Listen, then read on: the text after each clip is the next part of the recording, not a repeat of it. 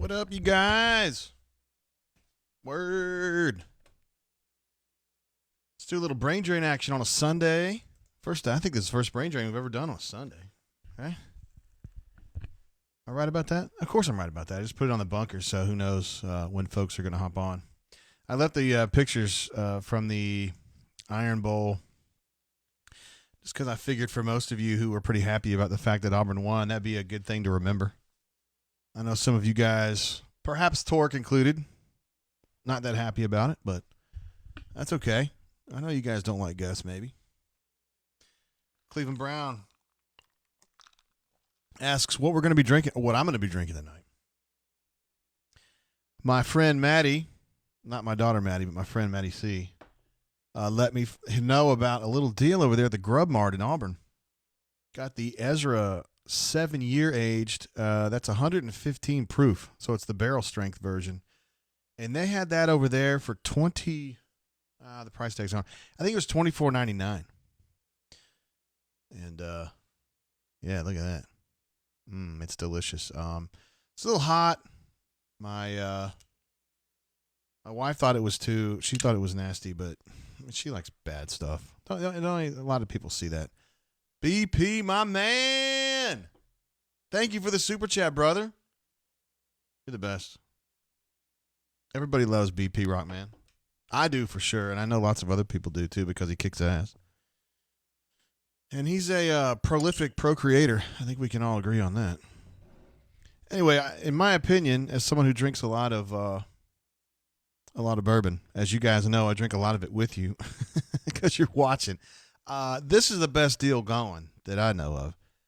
$25 bottle. If you find it in other places, it's going to be in the 40s probably.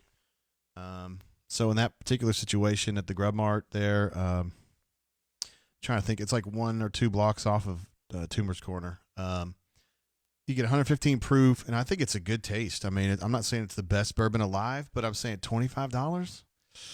You can't beat it. And I've always said that I thought Old Bardstown Bottle and Bond was the best value, which is usually about, they've raised their prices a little bit, so they're about $25 now. And I think this is better than Old Bardstown Bottle and Bond.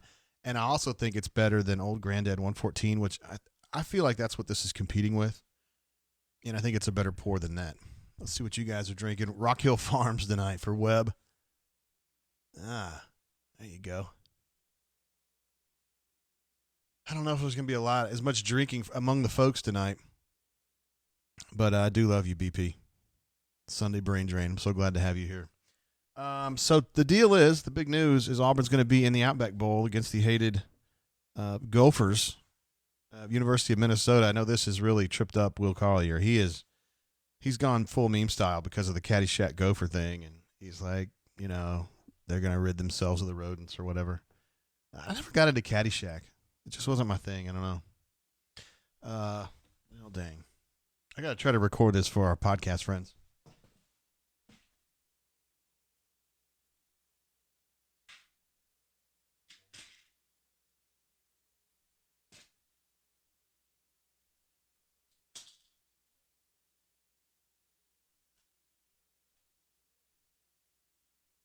Sorry, guys. I'm looking for a...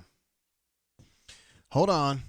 My man, Mr. Devers, $9.99 super chat. Thank you so much. Says, got the employee discount for the hotel in Tampa that I wouldn't have gotten in Orlando, so why not? Attaboy. We just set up our hotels, too. We're going to be going... Actually, well, I should say BMAT and Nate are going to be going on this one.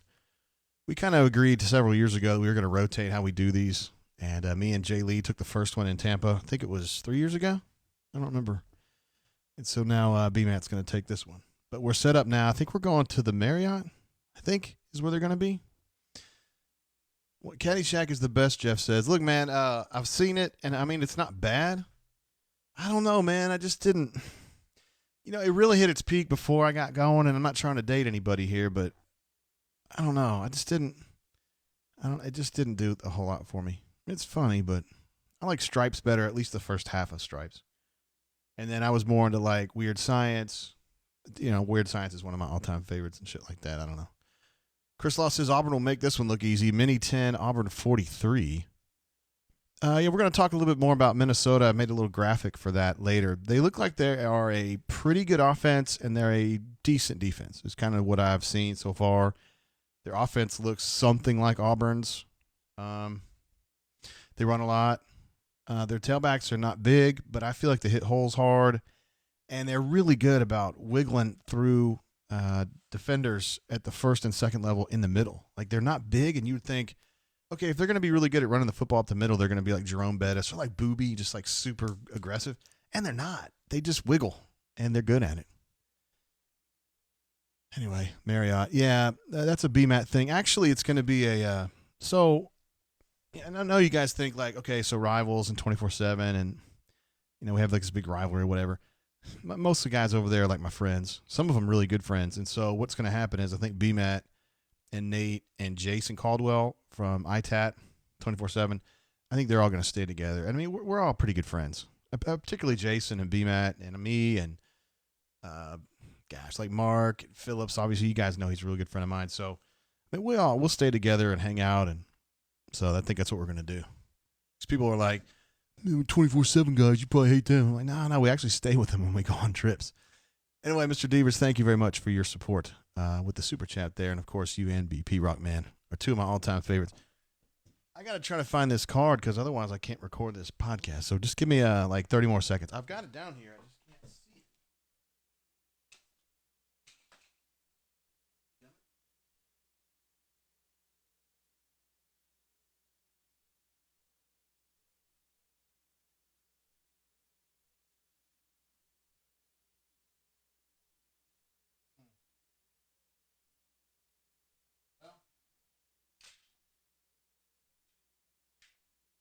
Well, we'll just have to figure out another way. I just don't know where I had it out at the basketball game the other night. And then I was like, I got to put this somewhere where I'll find it. And then guess what? I didn't find it. All right, so tonight we are definitely going to have BMAT on, and we're going to have Jay Leon. Auburn hosted a pair of really important JUCO players, guys who are graduating early and will be in early and help early. One defensive back and one offensive tackle. So we'll check in with them and check in with Jay Lee on that specifically, and we'll talk to BMAT a little bit about the football team, the bowl game, and et cetera, et cetera. See what else is going on here. You would date me. Love the Cats. Dude, you and I were doing work last night, weren't we? Over on the Ole Miss chat. First of all, cheers to you guys. Drinking that Ezra 7-year. I mean, it's a little rough. It's actually 117 proof. I said 115 earlier. It's a little rough, but it's better. I think it's less rough than Old Granddad, the hot Old Granddad. David Brown says scintillating video. Yeah, wasn't it? Well, Jay's looking for his video card. Yeah, no, it happens sometimes, guys. Okay, let me put this out on Twitter real quick, and then we'll start chatting about whatever we're going to chat about tonight. It's good to promote the old show, as the kids say. Brain drain. We're talking Auburn, Minnesota, which we will be discussing, and Auburn hoops.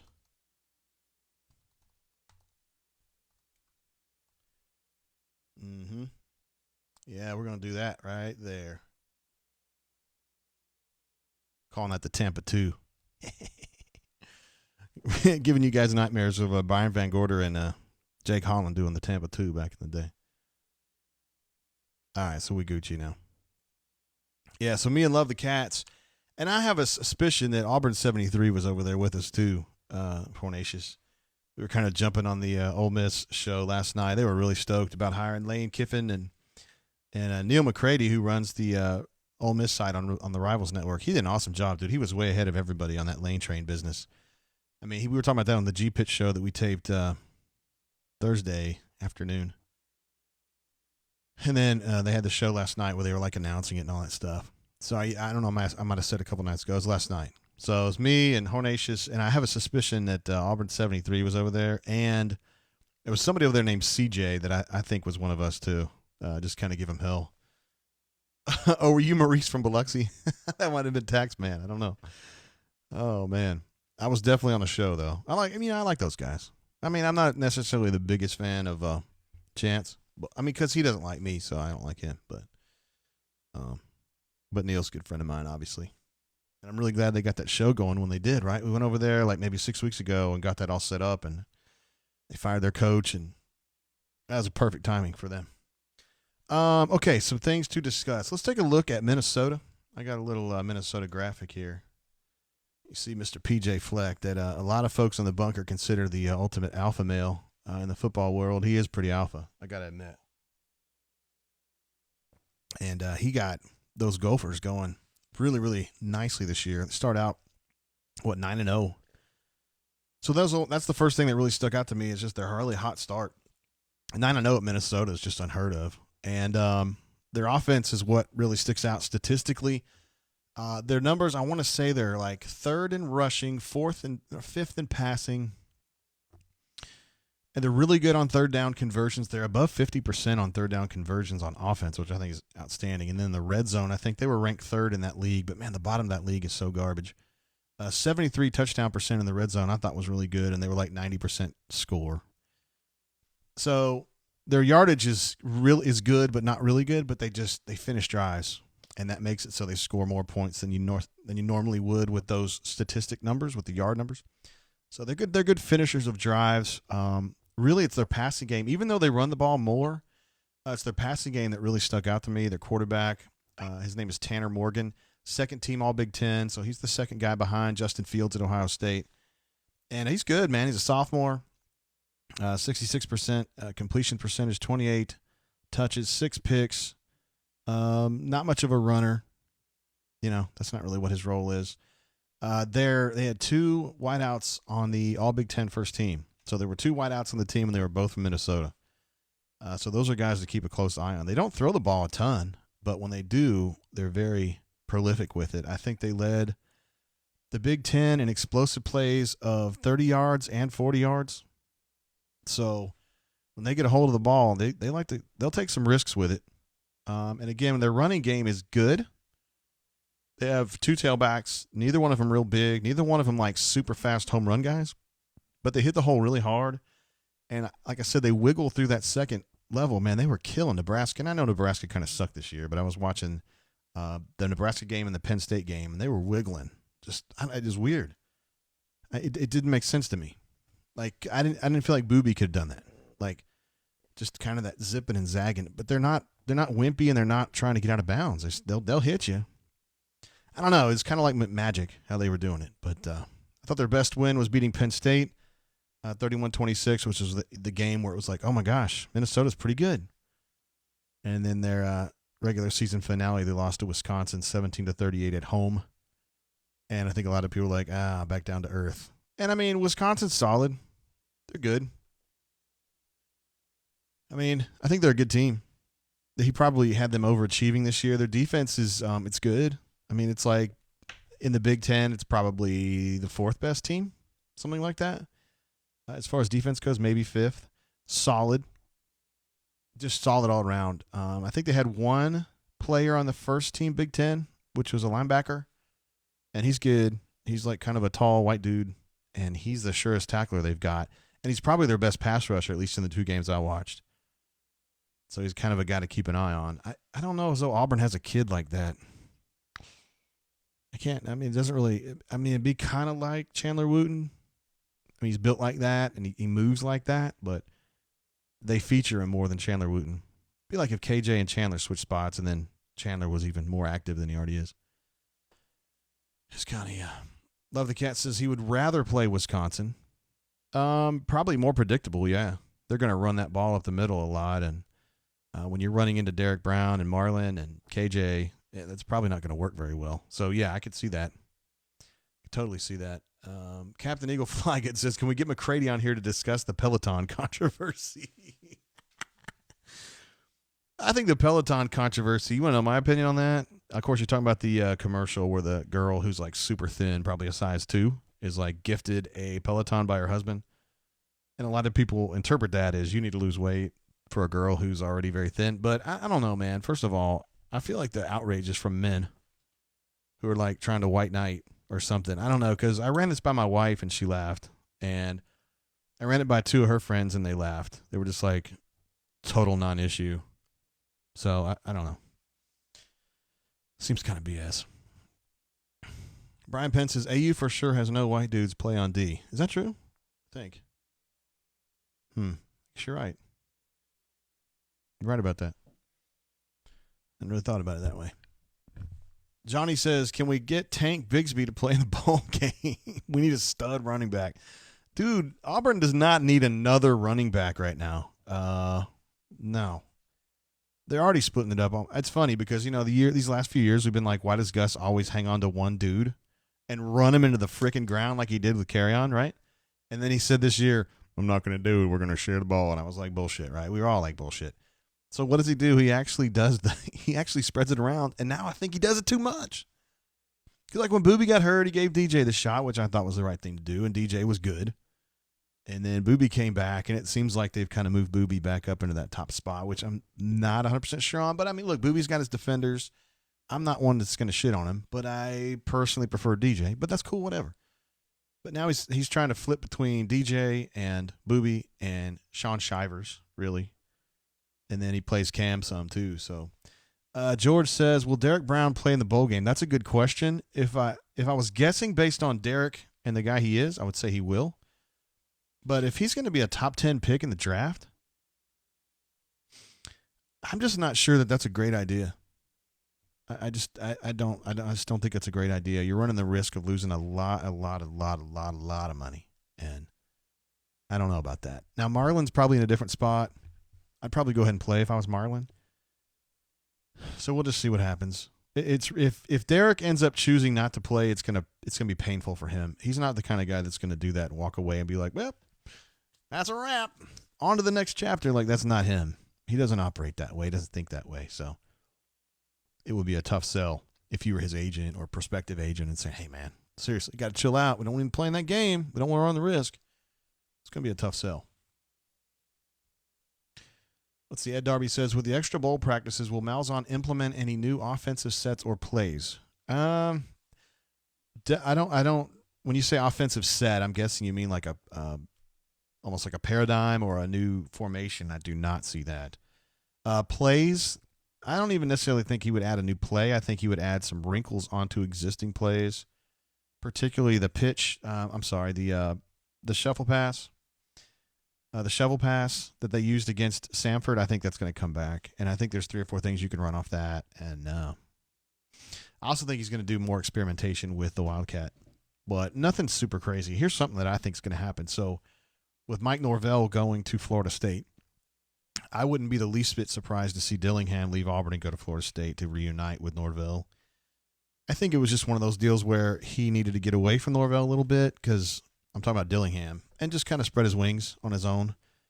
And he came to Auburn more or less as a consultant and did a good job. But he's not calling plays, and I think he'd like to get somewhere where he can call plays. And, Norvell might be looking for that. I just think that's something to keep an eye on. I don't think Dillingham will be here next year. Just because I think it's time, I think he's a upwardly mobile dude, and I think he's going to end up being like Drinkwitz. I think he's going to end up being a head coach at like 32 or something and doing that thing. He's a very advanced dude for his age. Let's see what's going on here. Jackson asks, chances that Auburn lays a huge egg? Well, we've certainly seen Auburn lay a few eggs in the Malzahn era, haven't we? I consider it unlikely, but if Derek Brown doesn't play, it's going to affect things. I mean, that's going to make things hard for Kevin Steele a little bit up front. Because Minnesota does run the football, and they run it fairly well. So they'd really like to have Derek Brown for that. How many wheel routes to Joyner in Tampa? I don't know about that, but I can tell you this. However many times Joyner's in the game, how many snaps he gets is approximately how many times they're going to try to run that wheel route to Joyner. You know what I mean? Yay. Kelsey asks, think he brings Chad Morris on? That is a great question. And if I could ask us one question, I texted him this morning and I didn't ask him that question. But if I could ask him another one, it would be something about Chad Morris. I feel like that makes sense, but I also think that Chad Morris is trying to get the job at UTSA down in Texas, and I think he would prefer to continue being a head coach. I think it's tough when you're a head coach and then you go back to being a coordinator. I think it's tough. So I think he would rather be a head coach.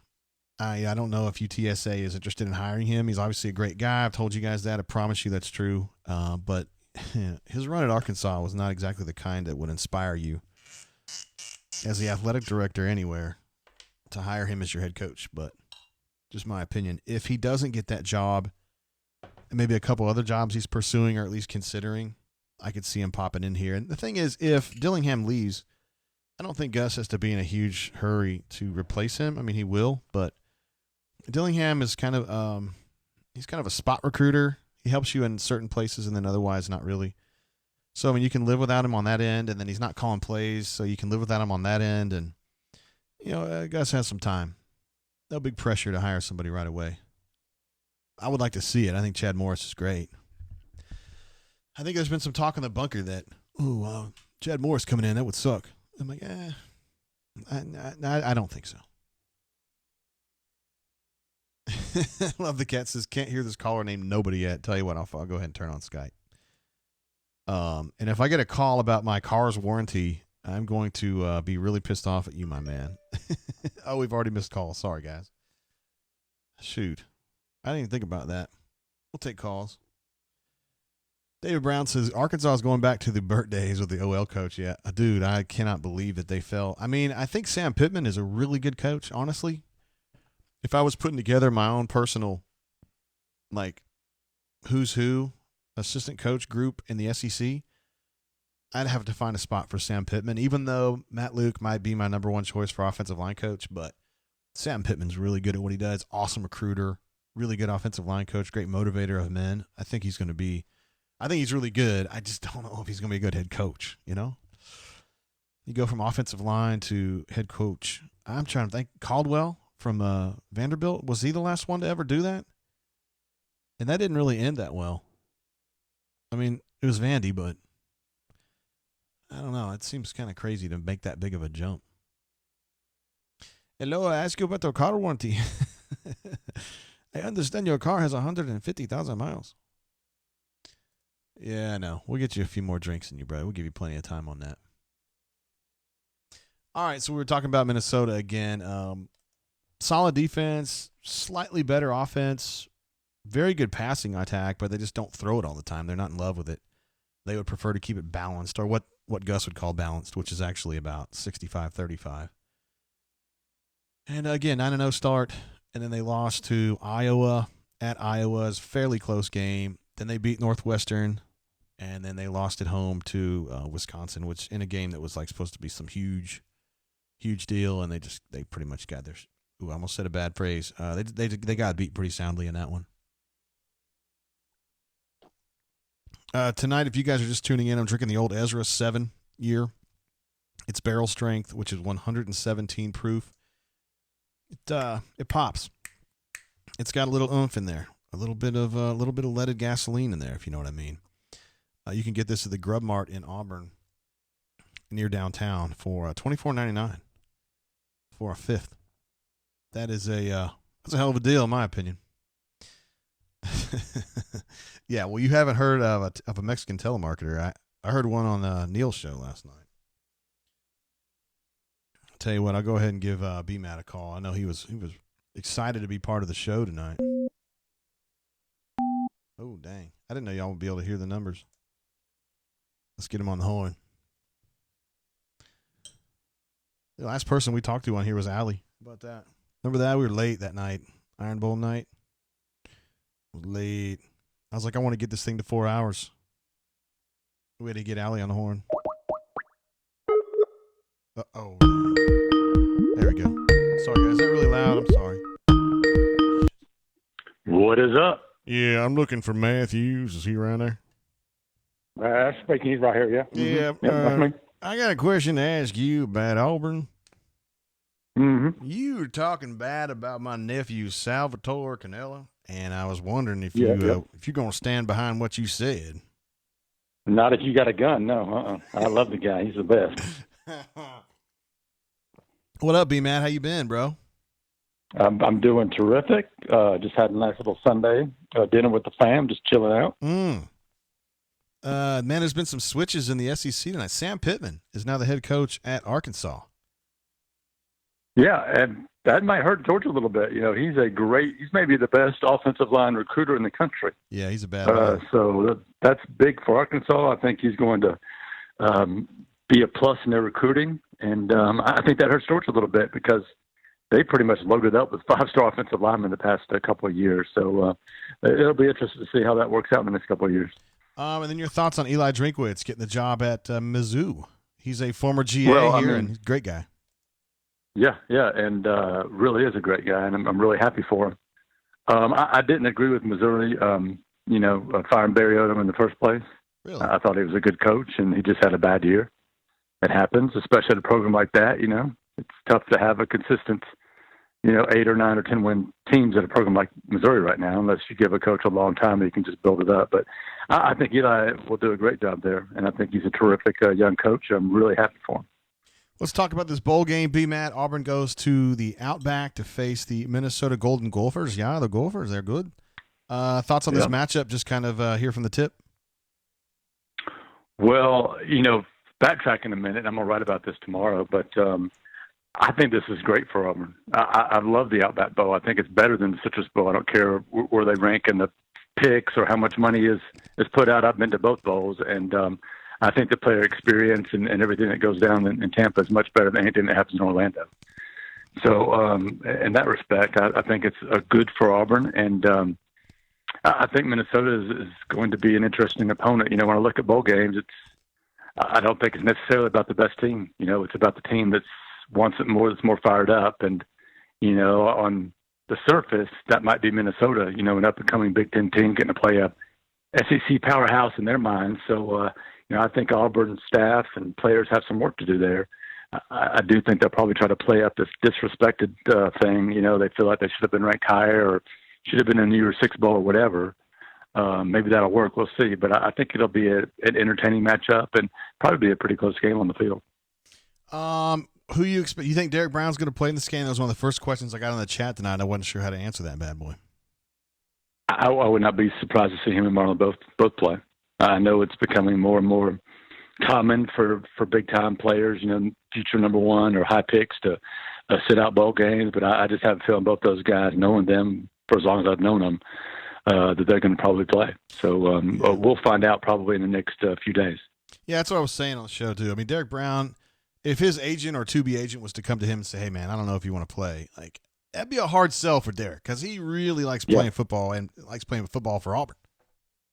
Yeah, he does. And I think he just feels like he's the type to me that feels like he's a part of this team. He's going to want to finish this thing out. But maybe him or Marlon will make that decision that they think is better for them. Maybe their family and their agent will talk them into that. I'm not going to criticize them for whatever decision they make. I just have a feeling that Derek and Marlon are both going to end up playing. So what's the schedule going to be for football? You think they'll start practicing here in the next week or so? Yes, and I haven't seen the exact date yet, but it should be coming up here pretty soon. The coaches are really busy with recruiting right now. They had, I think, 7 or 8 guys in this past weekend. They'll have another big visit weekend this upcoming weekend, and then signing day is about 10 more days or so, 10 or 11 more days. So they're busy with that, but they're going to get bowl practice started soon, probably do 7 or 8 practices here in Auburn, and then do another 4 or so once they get to 4 or 5. Once they get to the bowl site, I think they're going to go down the 26th possibly, and get ready to go on the 27th or so. You feel like there's pressure going to be on Gus to actually win this bowl game because his record in bowl games is kind of iffy, and do you think he needs to kind of snap that streak a little bit? Yeah, it'd be nice, but I don't think it's nearly as much pressure as he was facing going into the Iron Bowl. Had he lost that game, we'd still be talking about his job security, and it would just be pandemonium still, I think. So I think that was the big one, and I think it would help. I think that win over Purdue really relaxed things going into the off season. So I think another big win like that would really, really help, especially if the offense looks good against a decent team, and Bo looks better and they're just a little bit sharper. That would go a long way, I think, in keeping people, fat and happy over the next 9 months following the bowl game. Let me ask you this. So from game 1 to the Iron Bowl, through the Iron Bowl, did you see the kind of growth as a program you would want as an athletic director? I mean, did you see Gus getting better as they moved along, the team getting better? I mean, I think Auburn was better at the end of the season than it was at the beginning. I do definitely feel that way.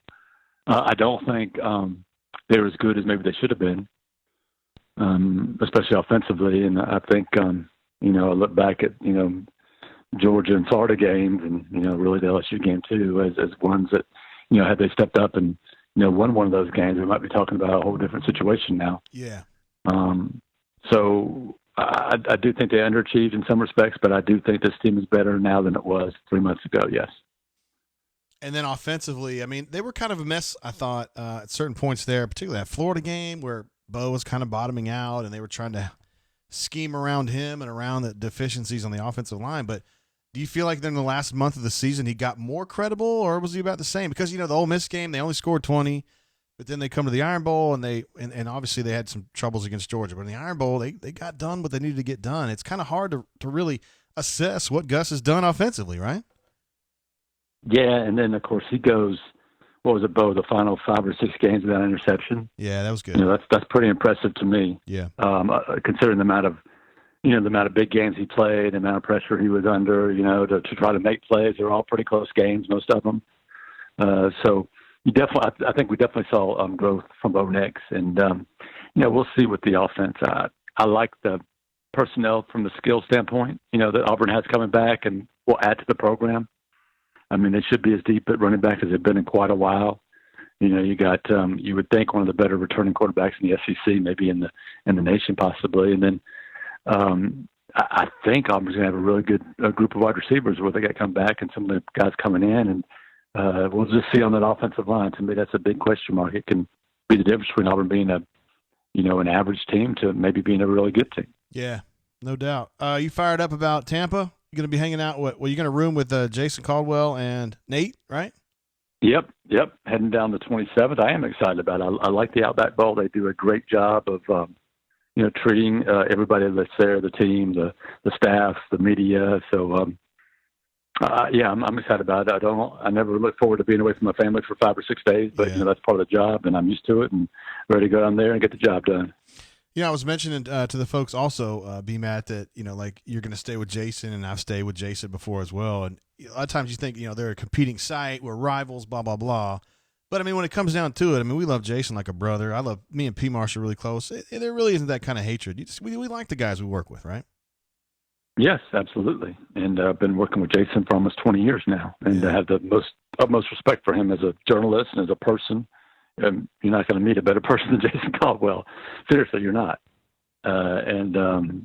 Just really happy to see him, over the last few years get married and have a daughter. And glad to call him a friend, I guess. And we've spent a lot of time going on road trips together, baseball, basketball, baseball and football mostly, and recruiting. So this will just be another one. Yeah, he's 100% high quality, man. If you guys know who we're talking about, the guy over at ITAT. High quality dude. Anyway, B-Matt, appreciate you, and we're going to do the voodoo thing on Tuesday and get back on the swing of some wing, all right? That sounds good. Liverpool plays at noon, so we might have to, Oh, I may be a little distracted, let's put it that way. Who are they playing? They're playing at Salzburg, which hasn't lost a home game in 73 matches.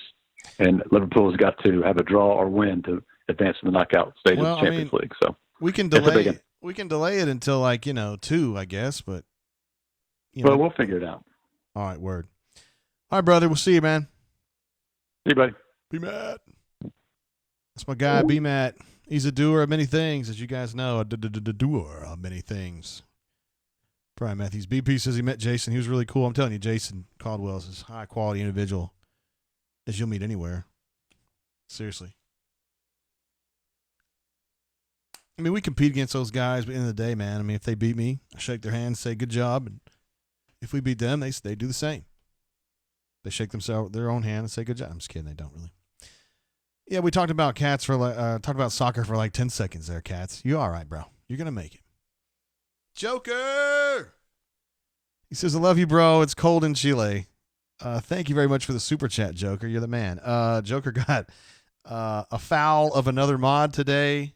In a row that probably would have rustled me a little bit had I seen it. But Joker, I rest assured you'll be back before too long, I'm sure.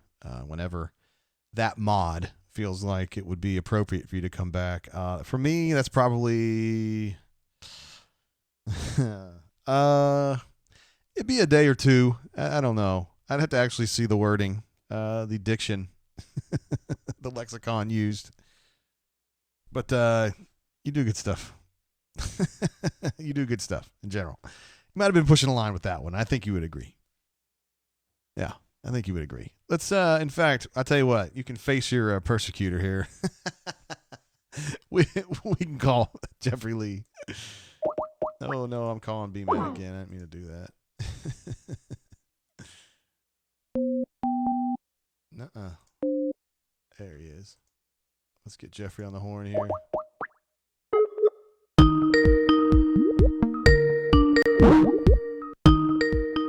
Turn down that ringing for you guys. I'm sorry. I did text Jay Lee ahead of time to tell him we were going to be calling. But sometimes he can be hard to get a hold of. Maybe he's out in the country or whatever.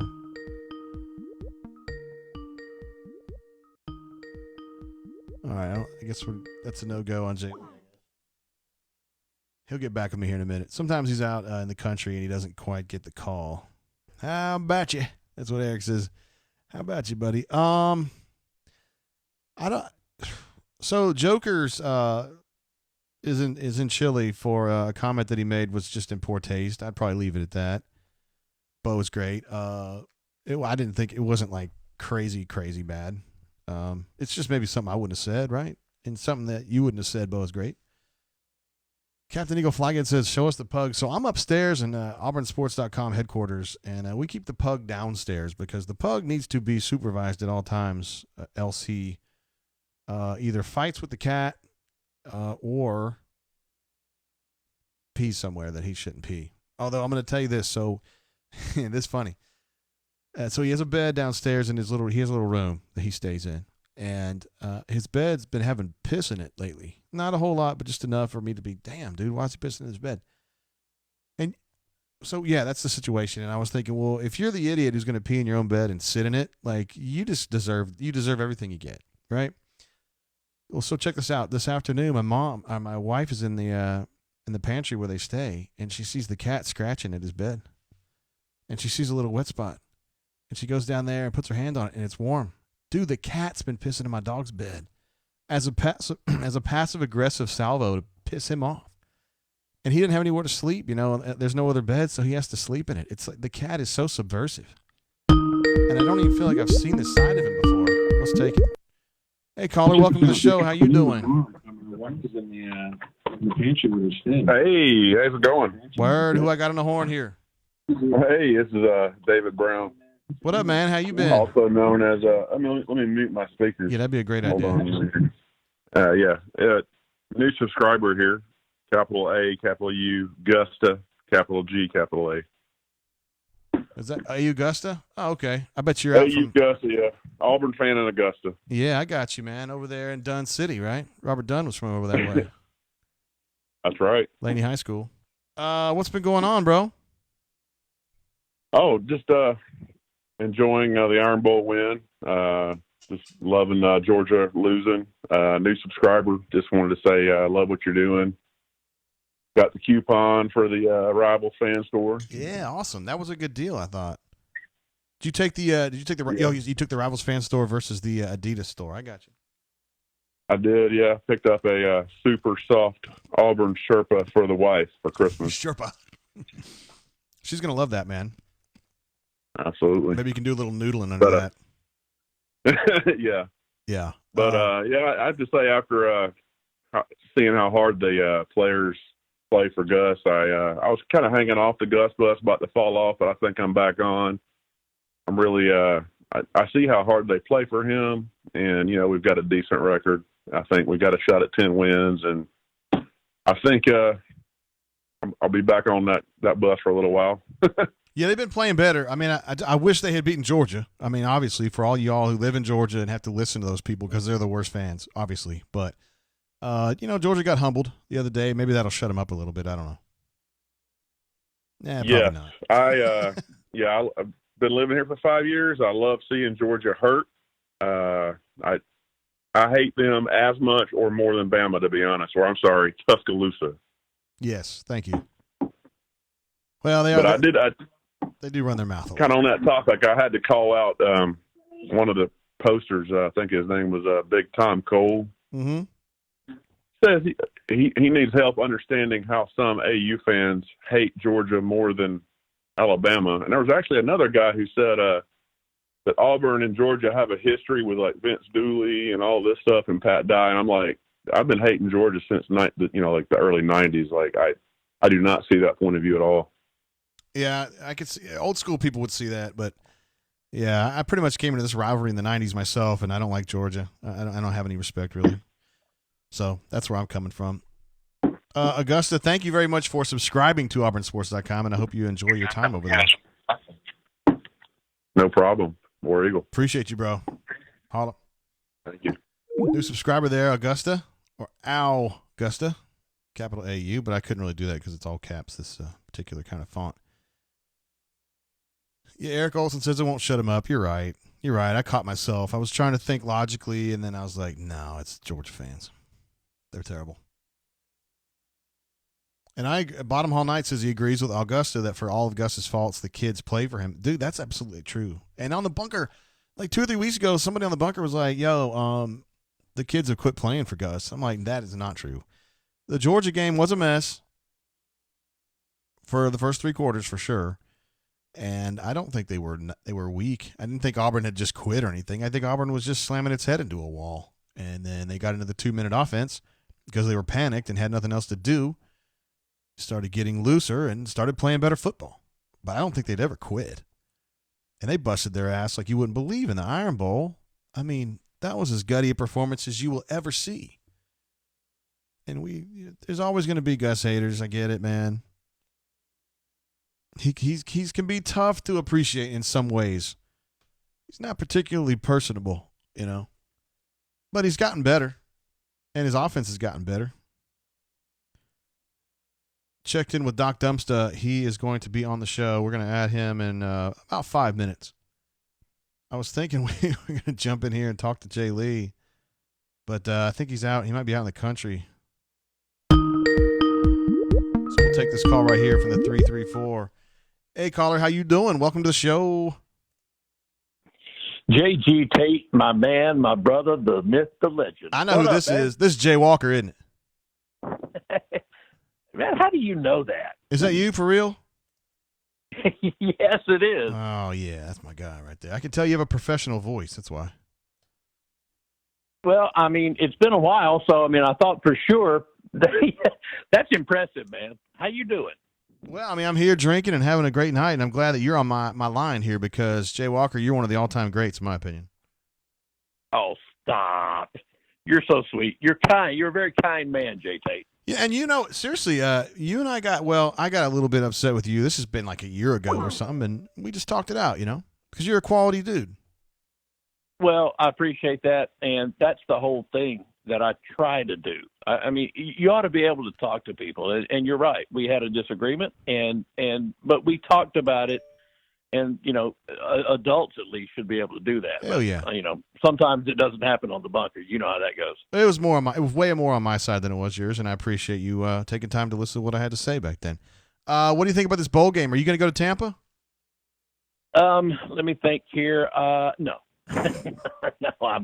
No, there's no chance. First of all, don't have the time. I mean, between running a radio station and being pastor at my church and family and 4 daughters and a son, who, by the way, my son is stuck in Tuscaloosa right now. He's at his mom's, and they did a little early Christmas up that way, but he's been home from Montana for a while. He's going to get to be home through Christmas, so we're pretty excited about that. Should have all the family home. That's always a great thing. Well, so it's highs and lows, right? He's not in Montana. That's good. But he's in Tuscaloosa. Yeah, that's not so good, right? Right. Yeah. I decided to break my self-imposed brain drain ban because there's something that I wanted to get your opinion on. Sure. Because you've been doing this a long time. You've been covering the Auburn Tigers. You have a feel for the program overall, and I don't want to be one of those guys that one win over Alabama, and it shouldn't change everything. But it did for me, at least. It did change something. I have spent a majority of, almost all of last season and pretty much all of this season, just, feeling a bit hopeless. I've posted about it on the bunker that I just feel like that we're kind of stuck where we are. And even though I still have some of those feelings, I don't know, it feels to me like something changed just a bit. And what I wanted to do was I wanted to get your overall thought on where you see the program right now as it stands with Gus, and see if maybe I'm tracking in the right direction. Well, when did you think the change occurred? Because in the first half of the Georgia game, they were still shitting the bed, right? Yeah, right. So was it before then or after then? It really did. Maybe it really was, seeing the offense, finally not look inept against Alabama. And it's one game. Man, listen, I know it's one game. I mean, at the end of 2017, I thought Gus coached two of his best games of his career. I thought that the offense was unpredictable for a change. They moved the ball. They did things that I thought they were capable of doing, and then it just seemed like that it went kind of back to the same thing. But here's the thing for me. I think that I finally started to realize that, number one of the toughest schedules in the country, that makes a difference. Number two, when you've got a true freshman at quarterback, there are going to be growing pains. And watching what like Burroughs has accomplished and seeing how good that guy is, I'm just really beginning to wonder if maybe it's possible, just possible for Gus to take this young stud at quarterback and really maybe do something. I don't know. I just feel like maybe there's a little hope now. No, I hear you. I felt the same way because I feel like Bo. First of all, I think Bo's going to be a really good player. I always felt that way. And we saw him getting better. I mean, early in the season in September, he was very loose with the ball. He's giving it away. Man, he had an interception in the last 6 starts. He had the one fumble, but it didn't really matter. Right. He's been working the things that have been bad. He's been improving, and he's getting better, man. He's going to be really good. And yeah. So, I agree. I really think that if he stays healthy, continues to make improvements. Gus made the statement, after the game. He said something like, we're going to win a championship with him. And I tell you, I think he may have that kind of talent level that he could make that happen. So now the key is going to be, what will Gus be able to put on the field around him? It's of course, to me, it all starts with the offensive line. Now I've chronicled that. And how Auburn, I think, has failed in recruiting offensive linemen since Gus has been here. But it does look like he's at least trying to fix that. Do you see improvements next year for the offensive line as being a possibility? I don't know about improvements, but I think they can be at the same level. And they've shown they can win big games with this particular offensive line at this level. Now, not consistently maybe. But if Bo Nix is going to be better, if Boobie's going to stay healthy, if DJ is going to be better, if Tank is going to be a stud, and these wideouts come back, they're going to be a better offense, even if the offensive line is still just kind of playing at a C+ level. That's how. That's a good point too. One final question about this team and its future. People are looking at the draft picks that we're going to have that we're going to lose from the defensive front, and people are kind of expecting a drop-off from the defense next year. And while I certainly think that's a possibility, do you think that it's possible that they could at least maybe say par, maybe just not take too big a step back next year? Yes, I have a lot of trust as an observer in Kevin Steele, and I know losing Derek Brown's going to hurt because he's a badass, and he's going to win some awards here. But I think that he's still got a pretty good defensive line. His linebackers are all going to be back. And I think, honestly, it's going to be addition by subtraction with Daniel Thomas. So you lose Denson and you lose Thomas, but I think with Smoke and Sherwood back there, you're still really good. I think they're going to be really good still. I really do. I think McCreary's going to be good. I think Noah comes back for another year, and I still think they're going to be a good defense. And, a huge thing in Auburn's favor next year, I mean, you look at the schedule next year and you've got to say, man, finally, it just doesn't look like the gauntlet that it's been in forever. I mean, the schedule looks manageable next year to me. Way better than this one, yeah. And you finally get Georgia and Alabama separated, so that's going to be helpful. Although it's going to be home against LSU, and then at Alabama to finish. But I still think that's better than at Georgia, at Alabama. Oh, absolutely. Yeah. Man, listen, as always, it's a pleasure talking to you, and I want to take this opportunity to wish you and your family a very Merry Christmas. And, man, thanks for all you do, bud. It's a pleasure being a member. Thanks so much, Jay Walker. You're the man. Appreciate you. Thanks, buddy. Jay Walker, Hall of Famer in my opinion. Really, truly one of the nice guys out there, and, just a high-quality individual. While we were talking to Jay Walker, we had a couple of Super Chats pop up. Love the cats. Thank you very much. Have I asked you about your car warranty? I think you're about, oh my goodness. Wait a minute. You're not supposed to be able to hear that, but guess what? You did. Hey, caller, how you doing? Welcome to the show. Hey, JG, it's a pleasure. First time, long time. Hey, now. Who am I talking with? This is Mama Doodad. Ah, word, man. How you doing? I'm doing all right. I've seen you. You've been posting a lot more here lately. Yeah, no, I got a great Cyber Monday deal on some dial-up internet over the weekend. So yeah, happy to get the old bunker back up and running. Hell yeah, that's awesome. You have an unusual area code. I don't want to say what it is, but where are you located? Northern Indiana.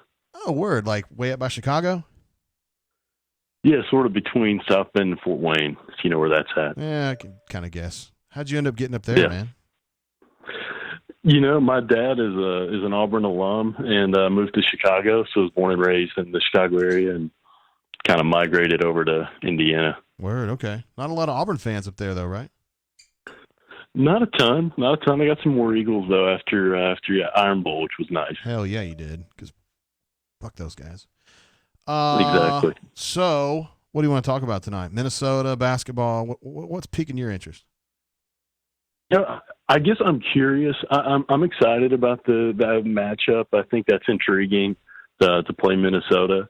I'm just curious how Penn State jumps us in the committee's mind. I just can't get my head around that. Yeah, I can't really help you on that. I don't even know how to explain what they think and how they come up with some of the stuff they do. I mean, Auburn's the highest ranked 3-loss team. Is that right?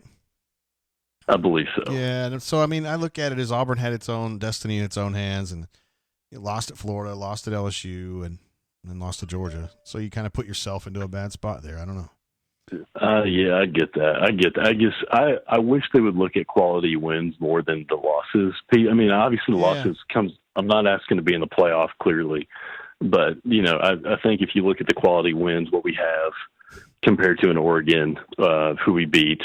Penn State beating Alabama, and somehow Alabama is tied with us now after neither one of us played over the weekend. That doesn't make any sense either. So, in the AP poll, so just some blowing off some steam for the committee. It's frustrating, I know, but Auburn had it in its own hands. I mean, if Auburn comes into this thing with 2 losses instead of 3, it's a different story, but.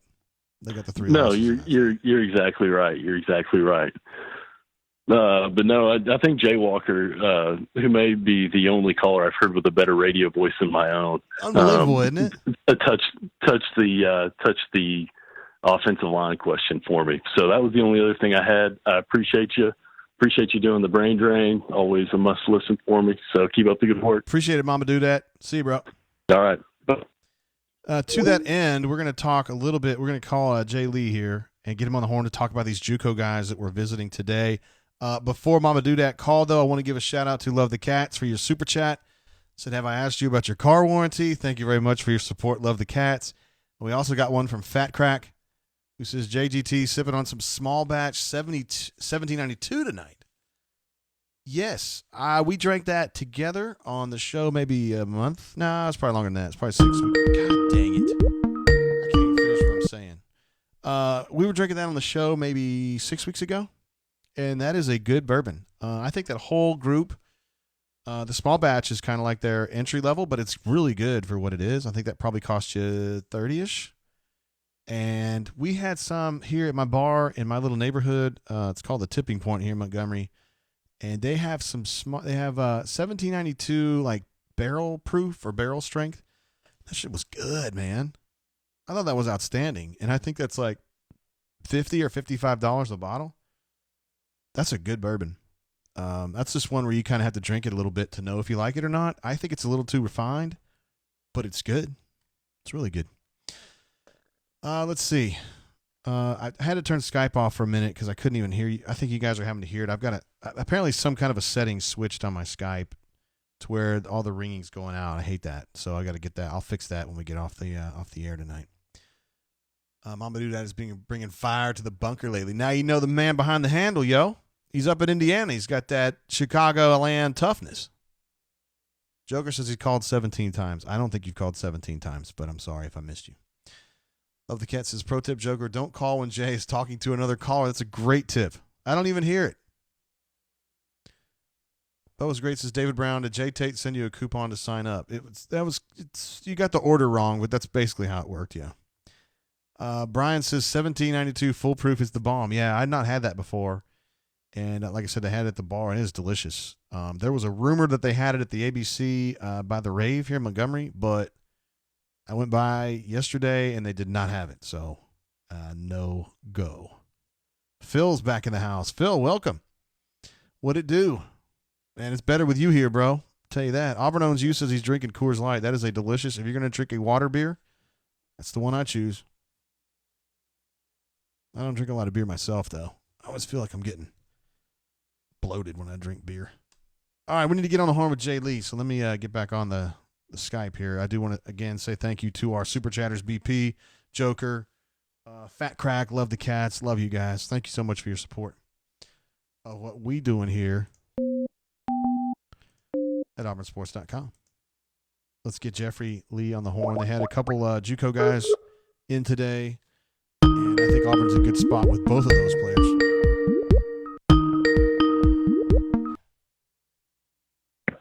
This is Jeffrey Lee. Jay Lee, how about you? Yeah, dang. How you doing, Big Daddy? Man, I'll tell you what, JG Tate. Lay it on me. I kind of see where I fit in. You know, you had the Walker guy on there, Jay Walker, real good radio voice. Oh, yeah. And then you had Mama Dudad on there, real good radio voice. And then you want me to follow that up? Well, you've got style, Jeffrey Lee. You know, that's I kind of feel that way myself. Yeah. I call it flair. Flair, like, woo! Saw that on some movie anyway. You were busy today doing a little recruiting action. Man, yeah. And talking to two really important recruits, the JUCO guy, offensive tackle, and one defensive back? Absolutely, two of Auburn's biggest needs. Absolutely. Tell me, we'll start with Flax. Tell me what you think's going to happen with him. Right now, I think Auburn's the team to beat. I think Auburn got in. I think they offered him a scholarship, and by Wednesday or Thursday, he was scheduling an official visit. Got here Friday, and with his mom. You know, he's originally from Michigan, but hadn't been down south much. Came to Auburn, really was blown away by everything this weekend, and left with Auburn number one on his list. He's visited Texas Tech. He's going to Kentucky next weekend, and then going to announce his decision after that. And you know, those aren't big competitors, big time competitors when it comes to recruiting, but not a lot of schools have a need for a JUCO offensive tackle. But what I really like about this guy, he's legit 6'6", 330, and he's got 3 years to play three. He's a mid-year guy, so he'll be in school in January with 3 to play 3. Not shabby. And he can be in here pretty quick, right? He can go through spring practice and everything, right? Absolutely. He's an immediate he's an immediate competitor at a right tackle spot, maybe even left. They need a few of those. And he's a mauler, man. You watch his video, he's tough. And how about the defensive back? What's the situation there? The man, Brian George, number 4 overall JUCO kid in the country, number 2 cornerback. Heard from several different people. This guy's a stud. I mean, he's going to come in and he's going to start. That's at least the expectations with him. He's really good. You know, he's originally from South Florida, got some of that muck in him. And, you know, the thing about Brian is he came to the picnic back in June, and I think you were there when he left. And, you know, outside the stadium, you know, he was all about Auburn. Auburn was number 1. He was going to commit the next week. And then he just went radio silent, man. I mean, he like disappeared.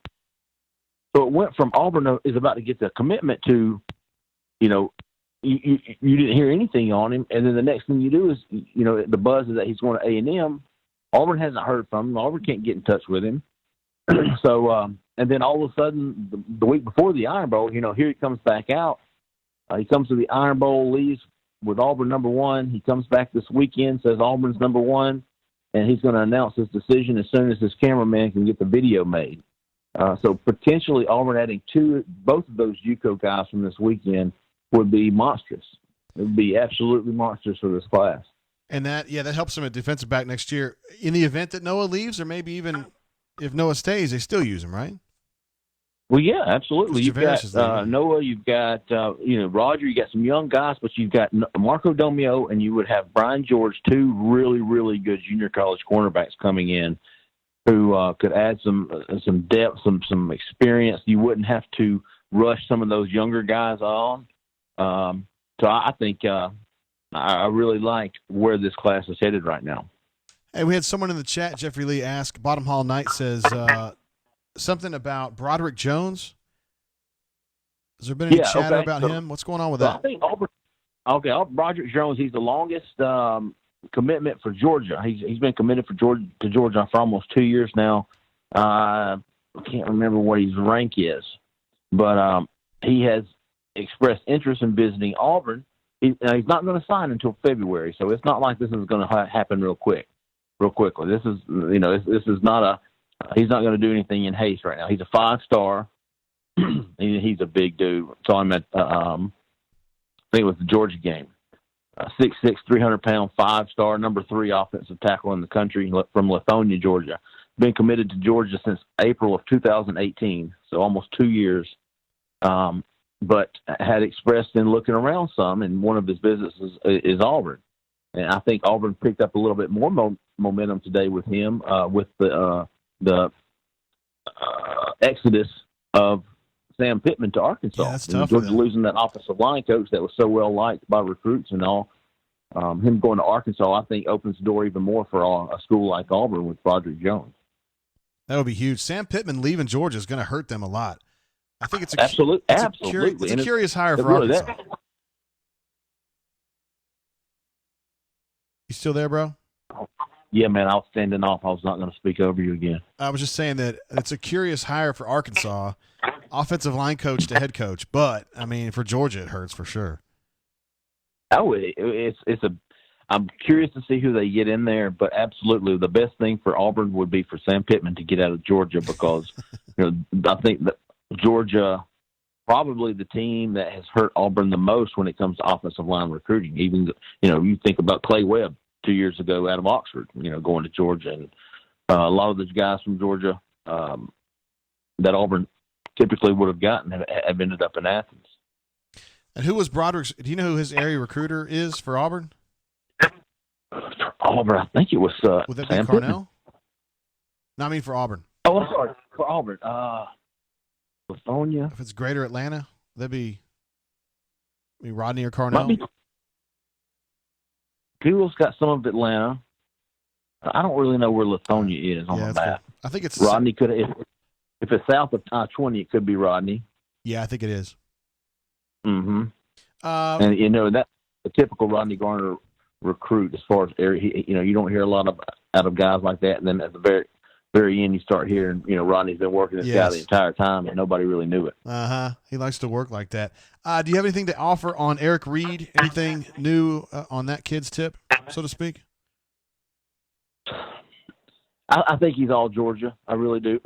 He came decommitted from Ole Miss, but everybody kind of saw that coming after Matt Luke left.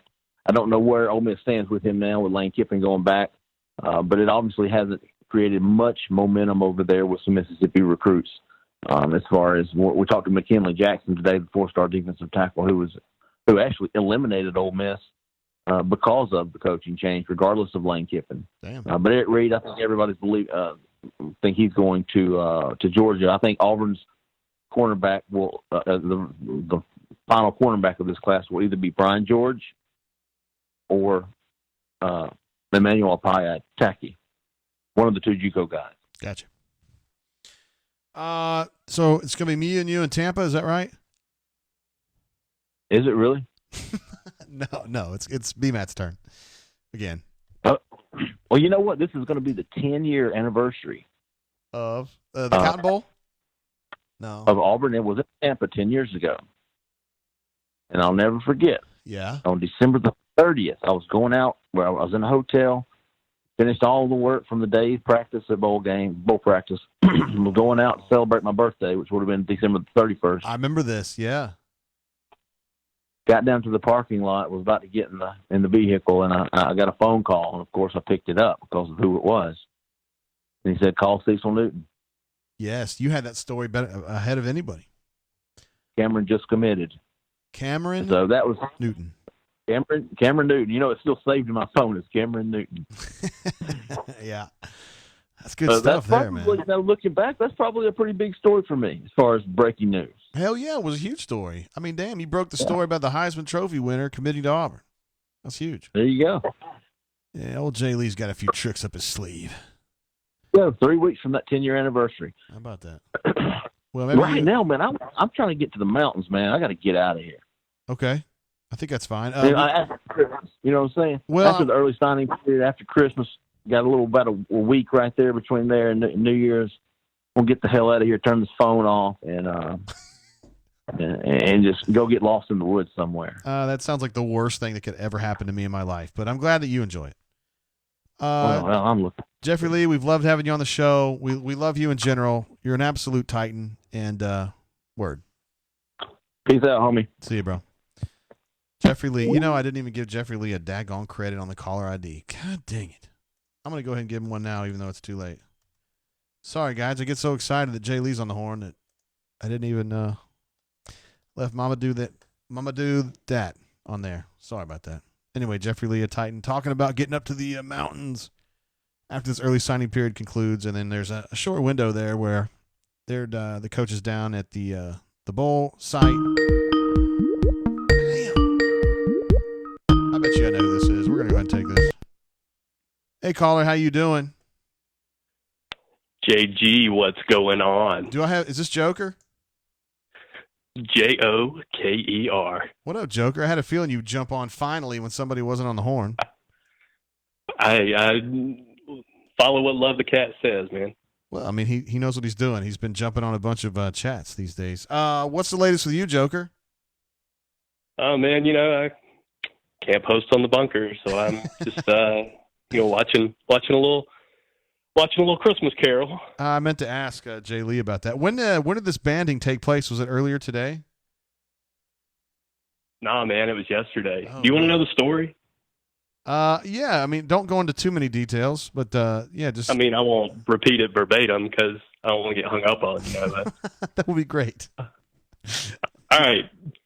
So I'm sitting here on the couch watching pregame for LSU and Georgia. You know, hype. Just had some cheese dip, ready for LSU to whoop that puppy dog tail, you know? Uh-huh. And Rick Neuheisel opens his big mouth and says, even though Alabama got beat, they are headed – hold on, let me back that up. Even though Tuscaloosa got beat, they are headed to the playoffs because Jalen Hurts is a true Bama man. And JG, I saw red. Oh my God! And it wasn't Christmas light, and it wasn't my little kid falling, down the stairs and busting his head open and blood everywhere. It was just anger. It was rage. And so I might have angry posted, and I said some things, and tried to involve the LGBTQ community, and the rest is history. Yeah. So that's generally a bad card to play at that point. I thought it was worth a day or two, and we'll get you back here before too long. Not a problem, man. Listen, I'm not one to get banded and complain about it. Yes, I call that being a proper criminal, and I appreciate you very much for being that. You kind of push lines, and then when you get a little too far, you take the punishment and you move on. That's what a lot of the good ones do. Yeah, I also might have called Rick Neuheisel a four-letter word blower. Just fill in the blank there. So it could have been that too. I don't know if it was the Jenner or what I called Rick, but it is what it is. So can't do anything about it now. You put Jay Lee in a bad spot there, Yeah, I know. Like I say, angry posting. Don't do it, people. It's not good for your health or your post to like ratio. Let's say, Jeffrey Lee has just texted me. He's been listening to the show. He says, I just deleted his warning, so that means you're good to go. But only if you say that he is your sensei. Jay Lee is my sensei.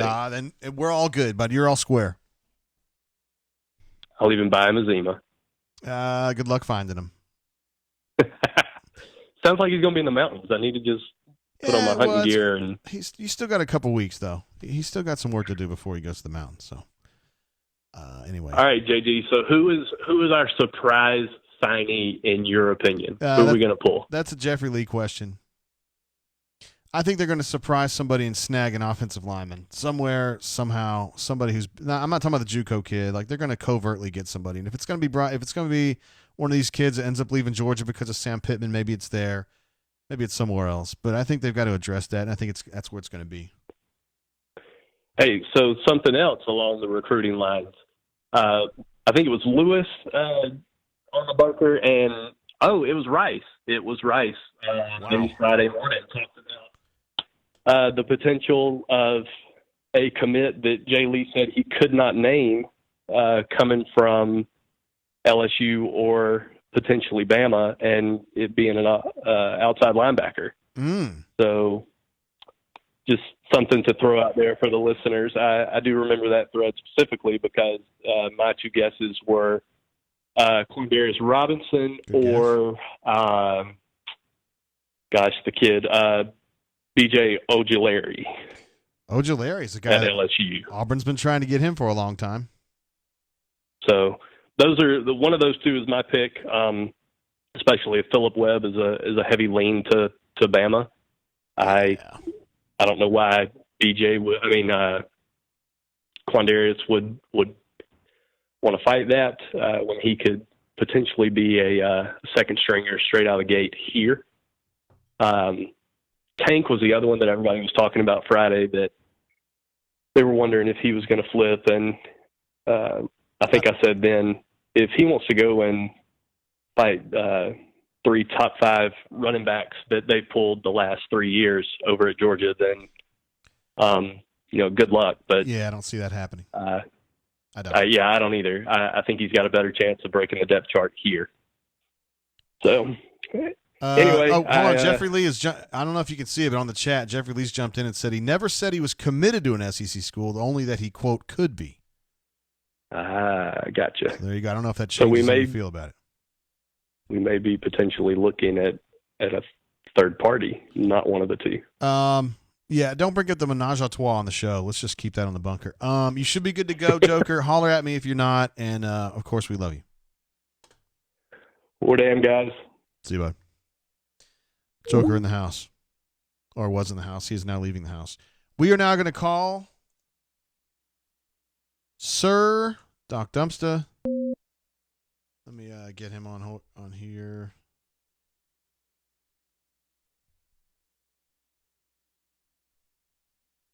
I'm on a live show right now.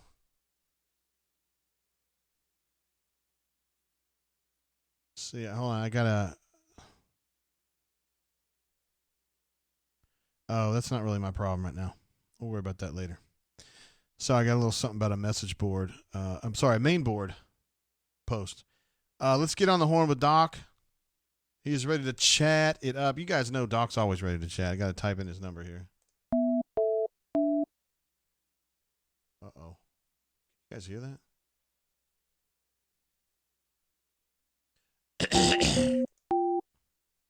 Mm-hmm. Mm-hmm. Mm-hmm.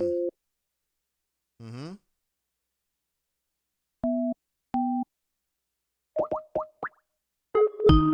Let's see if we can get Doc on the horn here. Jeff says we need to get you an engineer in there. Hello. Who I got on the horn tonight? Well, to be tore slap with you, dog, there might be a Latin professor up in South Dakota that calls me Doculus Dumbsterius, my dog. What's going on? Doc, dumpster. Word, Or Doc. Doculus Dumbster. What's going on, my dog? How you doing? You know, you told me once a few weeks ago that I had to look at the very bottom. And when I go to the ABC store, I got to look at the very bottom row for the best deals, man. Kentucky Tavern for $18 a handle. That's a pretty good deal there, Doc. You were right.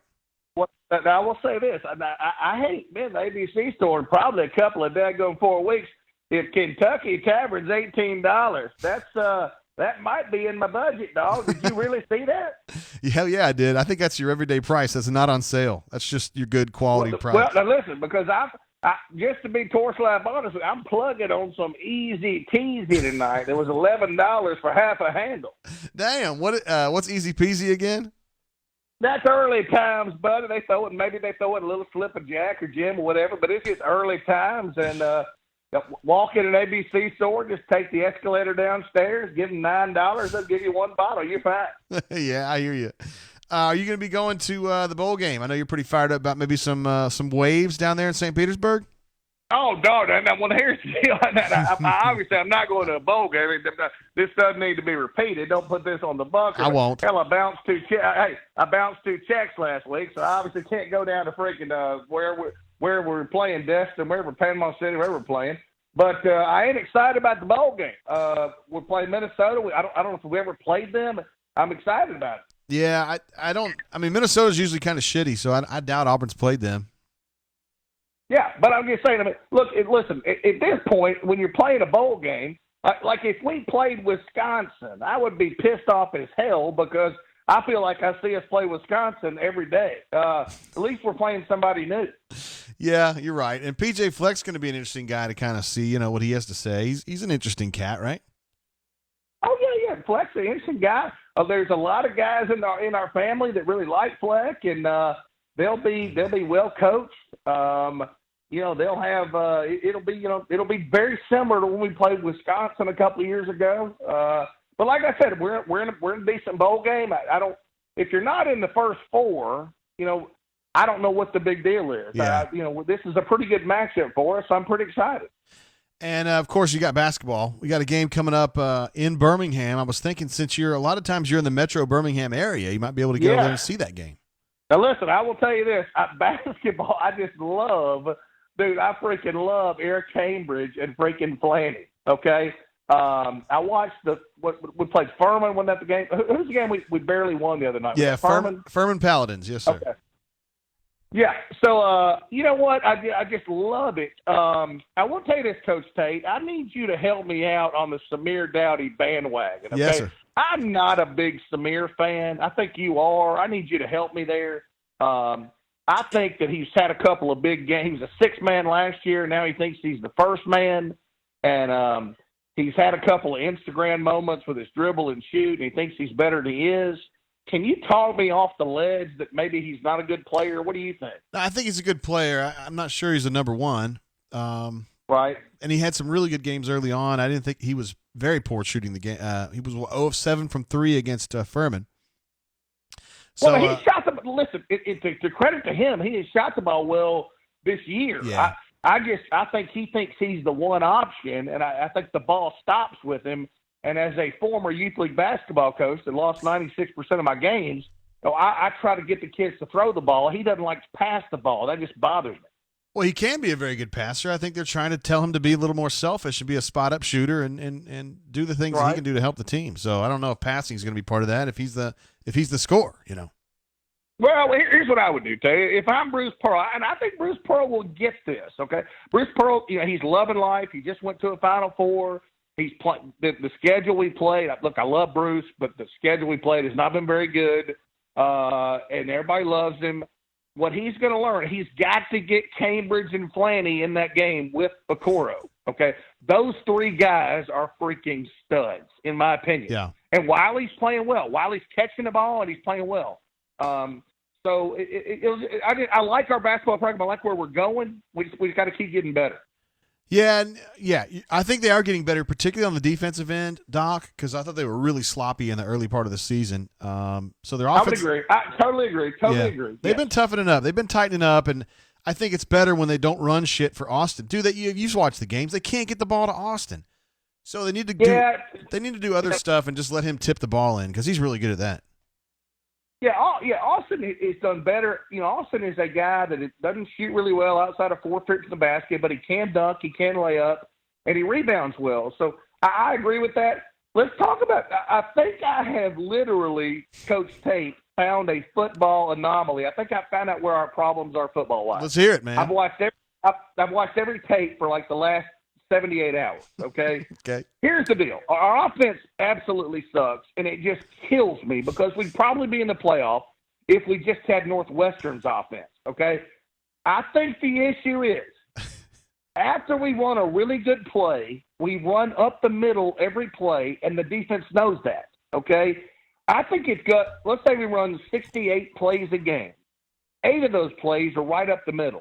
I think if Gus takes those 8 plays out of the playbook and throws, say, a slant or a pitch or something else, I think we're better offensively. Interesting.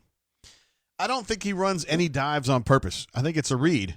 And if that defensive end reacts the way they want him to, then they give the ball and he runs up the middle. I mean, Minnesota runs up the middle all the time. But I watched, like, Booby had a good run against Tuscaloosa on the right side for about 22 yards. Yep. Next play of the game, that they hand it right up to Booby up the middle for 1 yard. Yeah. His offense, he loves that 1 yard, that up the middle thing. And I just think if he eliminated that, we would be better offensively. We would compete better in the SEC. I'm going to run that by him, and I'm not going to give you credit though, Doc. I'm just going to kind of ask, and we'll see how far we can get with that. Okay. Well, anything now, Tate, is anything else going on? I've missed. I heard the beginning of the drain. I missed the middle part. Anything else going on tonight? We had Mamadou called in, one of our newer posters, or actually he's been around. I love Mamadou. I miss Mamadou. I gotta love Mamadou. Dang, good for Mamadou. Yeah, that guy. Apparently, he's from up near the Chicago area, and he's been snowed in or something. I don't know. He's come out in hibernation. Hell yeah. So we had him on, and then Joker immediately preceded you, and he was great, talking about his banding that he got. Oh, I didn't even know Joker got banded. He did. Joker's a good poster. Joker's a good poster. Are we talking about is anybody upset about I've read on the bunker about rankings, whatever? Is everybody okay with everything, or what's going on? Mamadou was a little fussed about Penn State being as high as they were in the rankings, but I told him, man, you can't really figure this shit out. And if Auburn had not lost to Georgia or Florida, or LSU, whatever, if it was only 2-loss team, Auburn would be right there in that conversation. And with 3 losses. Yeah, listen, bam, bam, bam, bam. I will tell you this. Do you know my biggest problem with Auburn was the LSU game? I thought Florida beat us straight up. Okay, I thought Georgia beat us straight up. I thought LSU, that was the game we should have won. They scored 23 points against us. We scored 20 against them. Can you believe that there's people who shit on that defensive effort too, Doc, that say that they should have been better? Are you kidding me? No, what are you saying? Now, go ahead. I lost you. What did you say? There are people, I don't want to name any names, but there are people who said that Auburn's defense should have been better in the LSU game. Well, now listen, here's the deal. I can understand that because LSU had about 600 yards of offense against us. Coach O had a little bit of Gus Malzahn problems in the red zone. He did. But I will tell you this: our defense played their ass off, and they tackled well. Our quarterback did not play well that game. Like I said, it took us 59 minutes and 30 seconds to score 20 points against LSU. Okay, it took Ole Miss probably 10 minutes to score 30 points against LSU. I know. That's what bothered. That just bothered the piss out of me. Well, I know, but they probably weren't taking Ole Miss as seriously, right? Because Ole Miss sucks. They weren't taking them as seriously. Well, the Ole Miss sucks, but Ole Miss's offense was probably better than ours, Ted. Our offense was just freaking terrible. I mean, I just hope to God that our staff in the off seasons just takes a look at everything and says we've got to get better offense. And next year we're going to take a step back defensively. I thought we had a top 3 SEC defense this year. Let's hope next year we have a top 6, because if we have a top 6, we're going to be competitive. But our offense has got to join the party. I mean, they've got to, they've got to get better. It was terrible this year. It was absolutely embarrassing. I mean, we scored 20 points against Ole Miss. Let's be honest. Miles College probably scores 28 against Ole Miss. Oh, Doc, you're getting a little carried away, my man. I don't think the offense was terrible this year. I thought it was not good enough. That's all. Well, okay. Well, I would respectfully disagree. I'm just saying, if our offense gets better, we have a chance to compete in that. But listen, this was a good year. Listen, did you realize, I'm sure you saw the schedule today, somebody texted me and said, hey, we played 5 teams in the top 9. Mm-hmm. Did you see that? Mm-hmm. That's a rough schedule, man. Did you just take a pull off a drink? I sure did. Hey, all I'm saying is get you some, Cat Daddy. Yeah. That was a good pull. If I can tell a pull, I'm in freaking Rimlap, Alabama. You're 198 miles away, and I can tell a pull. Great job. Hey, I'm drinking the old Ezra 7 barrel strength 117 proof, too, Doc. I'm drinking the real stuff tonight. God dadgum titty blasting damn. You're drinking 117 proof? Hell yeah, I am, because I'm a real man, bro. Well, God, do you just inject that right into your dadgum dong? That's freaking ridiculous. I mean, God, hey, has Ruxpin called in tonight? Hey, he has not. I'm so pissed, too. I love it when Ruxpin leads off, man. hey, Ruxpin is like, he is the brain drain. Listen, when all else fails and we're all dead, okay, there needs to be a freaking brain drain freaking statue of Ruxpin on freaking Auburn's campus. Would you agree? Hell yeah, I love Ruxpin, man. He knows his role. Dude, when he tells freaking Nate King to do his thing and he's drunk as hell, I cannot stop fucking laughing. It's freaking hilarious. He's great, man. But Doc, you're obviously you're in the Parthenon. You're one of the all-time greats, and we appreciate you so much being part of this Sunday. Well, I'll tell you what, I love it, Tate. The Bunker is the greatest family in the world. And, hey, we got a baby coming this week. Lewis 382 is having a baby this week. So we want to make sure we pump that up. And we just had a baby a couple of weeks ago with Hasselhoff. That's right. But listen, Tate, thanks a ton for what you do, brother. And be good, buddy. All right, Doc. See you, bro. Hey, buddy. Doc Dumpster, one of the all-time greats. Truly, we have not had Ruxpin on. I'm very upset about this. I feel like it's not a real brain drain without Ruxpin. So I'm going to have to get on his ass. And next time we do one of these shows, I'll make sure he gets on. I'll call him. I want to give a shout-out to Love the Cats for your latest super chat. Thank you very much. He says, OMG, there are nudes on the bunker right now. I don't think that's true. I have not seen them. If you need to see them, if you need to send them, DM them to me. It's fine. Nobody will know. Also, a super chat to Joker. He just says Caitlyn Jenner. I hope hope you're good, Joker, because Jay Lee said he had cleared you. I can actually clear you too if that is needed. But let me know. Thank you very much for your support, of course, calling in, and also for the super chat. Spread Attack U 18 says, love the Doc Dumpster. Thank you for your super chat, sir or ma'am. I bet you're a sir, probably. Anyway, thank you, Spread Attack. Yeah, you're always here. You're always part of the show, and we appreciate you so much. It looks like Doc Dumpster's fanboys are out in force tonight, as they should be. Doc is the man, absolutely. And BP jokes. Obviously, seriously, BP, when he said that we'd been having babies on the bunker, I thought, yeah, BP's been up to no good. BP says, I got Lewis's wife knocked up. I bet that's not true, Lewis. We're not allowing that to be said. I didn't even say that on the show. You might have thought. That somebody said that anyway. Joker says, shout out to my homeboy Lewis. We're all pulling for you, Lewis. It's tough. Todd Sheridan says, should Auburn get Luke as offensive line coach? If he is available, I would think that's somebody you got to take a really close look at. Yes. The answer would be yes. I don't know what JB's going to be. I don't know what's going to be going on with JB. You know, I know that the bunker has kind of decided that he sucks at everything that he does. I don't think that Gus has that opinion of JB. And I'm not sure. I don't have that opinion of JB, in fact, because I've told you guys, in my opinion, I don't know this for a fact. I think he got overruled on some shit this year. I think if JB sat down every Friday night and said, here's the 5 dudes that I want to start against this next opponent, I don't think his list is going to match the 5 dudes that actually started on Saturdays this year, if you want to know my opinion. And JB's a little bit older. I'm not trying to be ageist, but I think that at some point here before too long, JB's going to retire and go live in Arkansas, in southern Arkansas, and just kind of live his life. That's where he grew up, and I think that's where he would like to be, you know, when the time comes.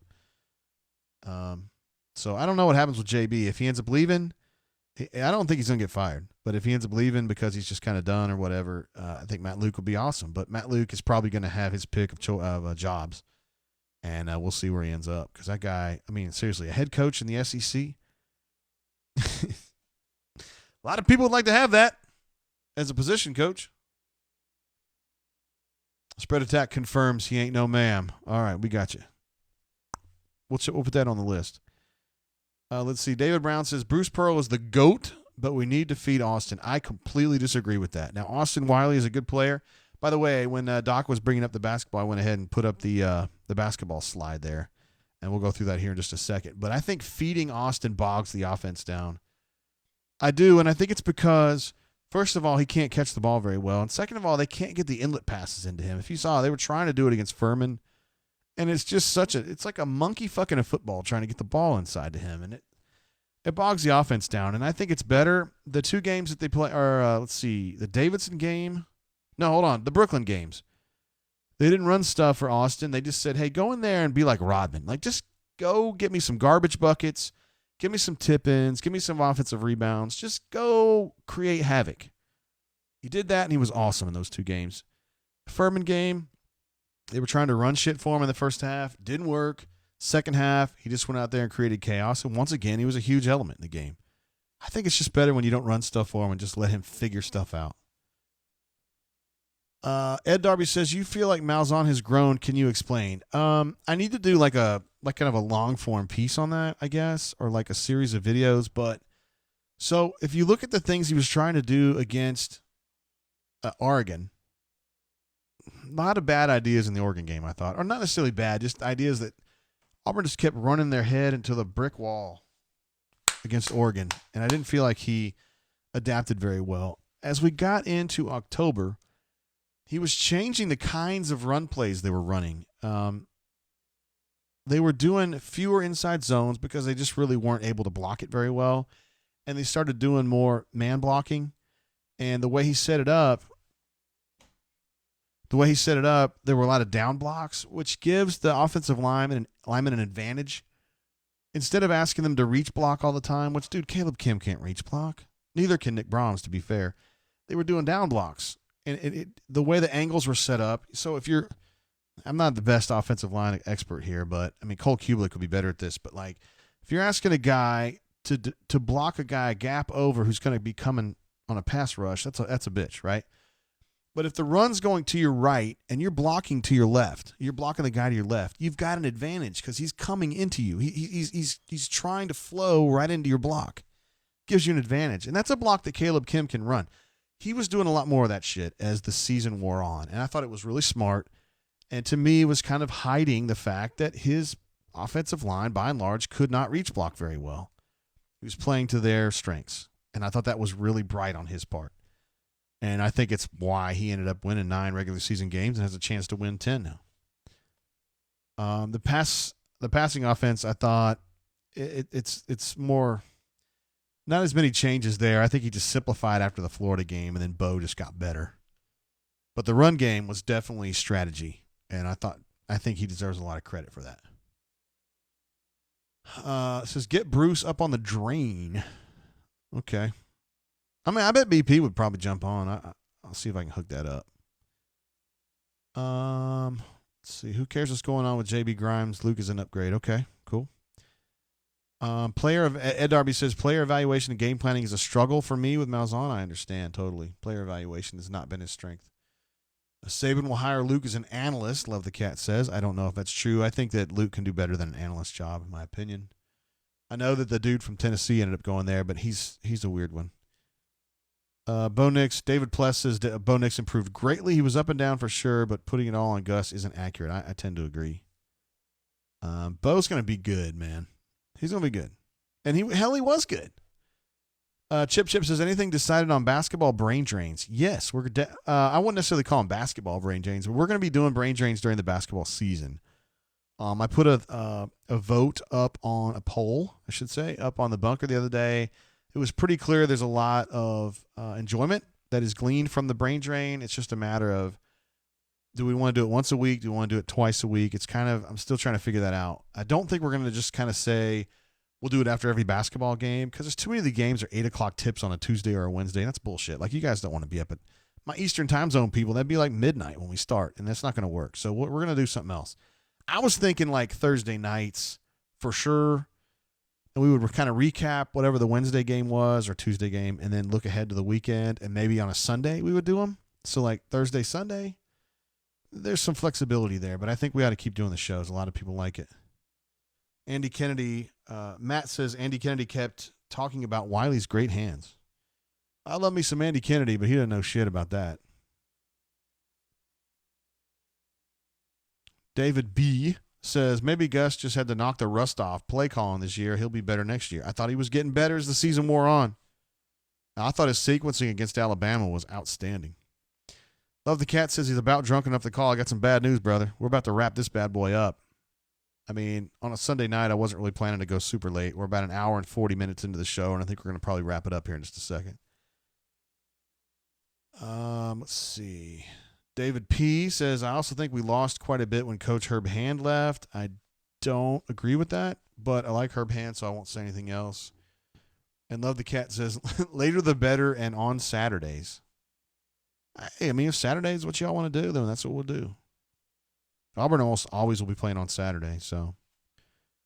I'll give up my Saturdays every single Saturday if that's what you guys want to do. I don't care. I mean, it's not like I have a huge social schedule, but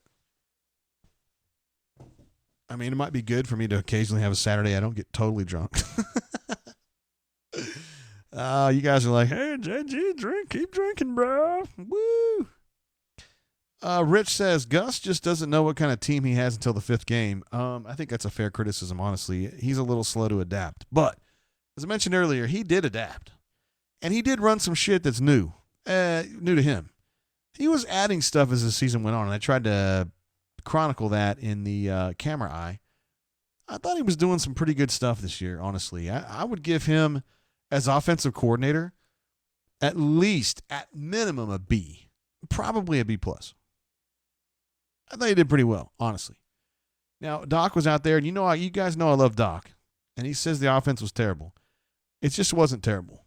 It wasn't as good as it could have been, but it wasn't terrible. And I think Kelly Bryant should have been the quarterback. I've told you guys that a million times, but he had Bo Nix because he didn't get Kelly Bryant, and he just had to do the best with what he had. And honestly, I think Bo showed some real improvement this year, and we've all laughed at him that he can't develop a damn quarterback to save his life. And I think Bo Nix is going to be the one, man. He was getting a lot better. Ed D says, that's funny, new to him. I mean, that's kind of what it is, man. New to him.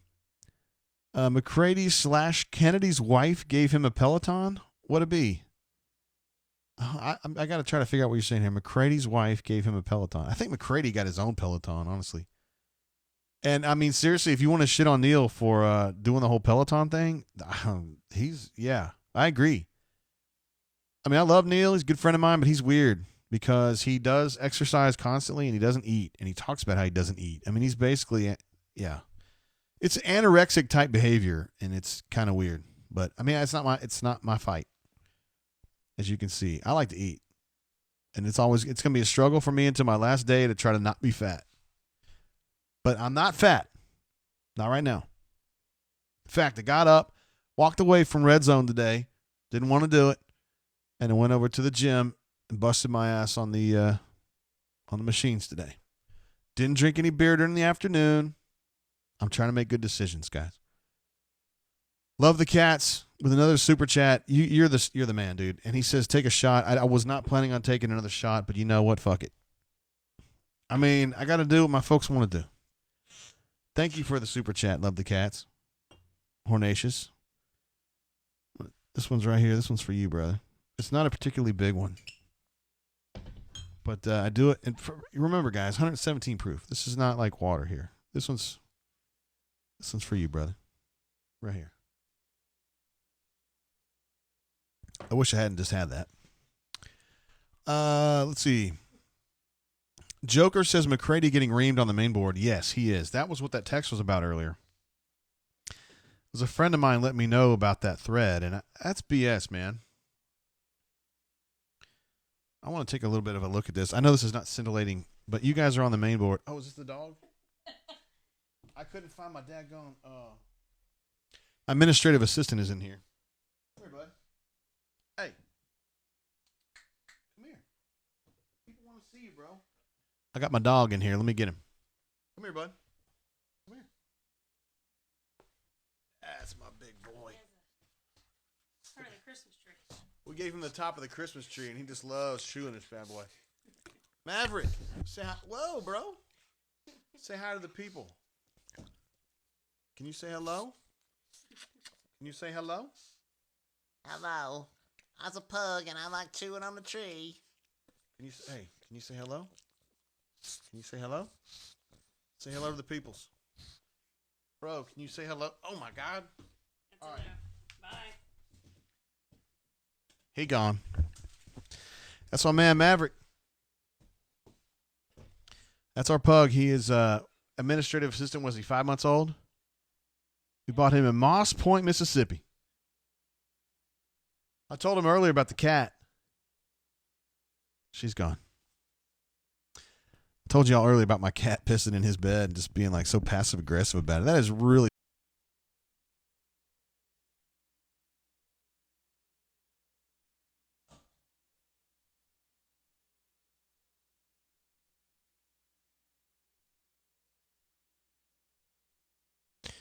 We're definitely back online now, but yeah, maybe we did. We'll see. Let me see if we got the show back on. We've lost a lot of viewers over that, dog. I didn't realize he had knocked that off.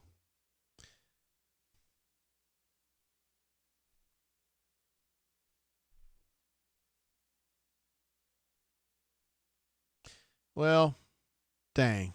My dog knocked the line out when he ran away from me. And I lost connection to the show, which really stinks. But, I think we're back on now. But, yeah, that was stinky.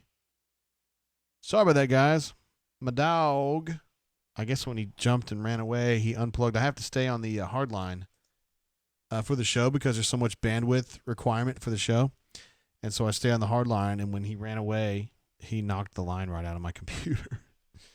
So that was less than ideal. Definitely. So we're probably going to wrap it up. I was talking about wrapping it up anyway. Let's see if any of our chatters are still on the line. I was getting texted by Stretch Armstrong, who wanted to jump on the show, but I mean, we're fixing to bounce this bad boy. So anyway, I did want to talk a little bit about the basketball situation there.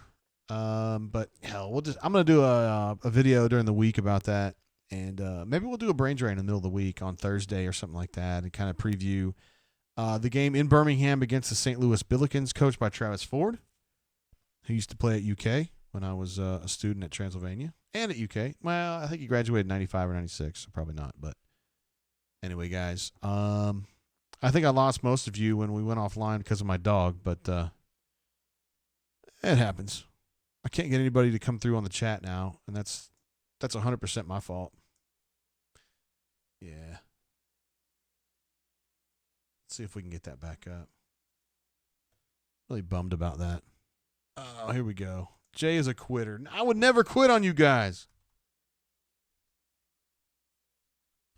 Oh, sweet. Okay, we're back. We're good. I hope you guys are seeing that. Sorry, I bounced out of the damn show like that. That was terrible. I blame the dog for that. I can't do it on Wi-Fi though. There's just not enough. There's not enough bandwidth when I do Wi-Fi, even on the 5G. I don't think there's enough. So I do a hardline, and the dog just completely bounced it out. Plains Old Joe, what up, man? Welcome. Glad to have you in the chat.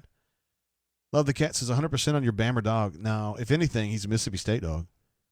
His breeder was Mississippi State grad.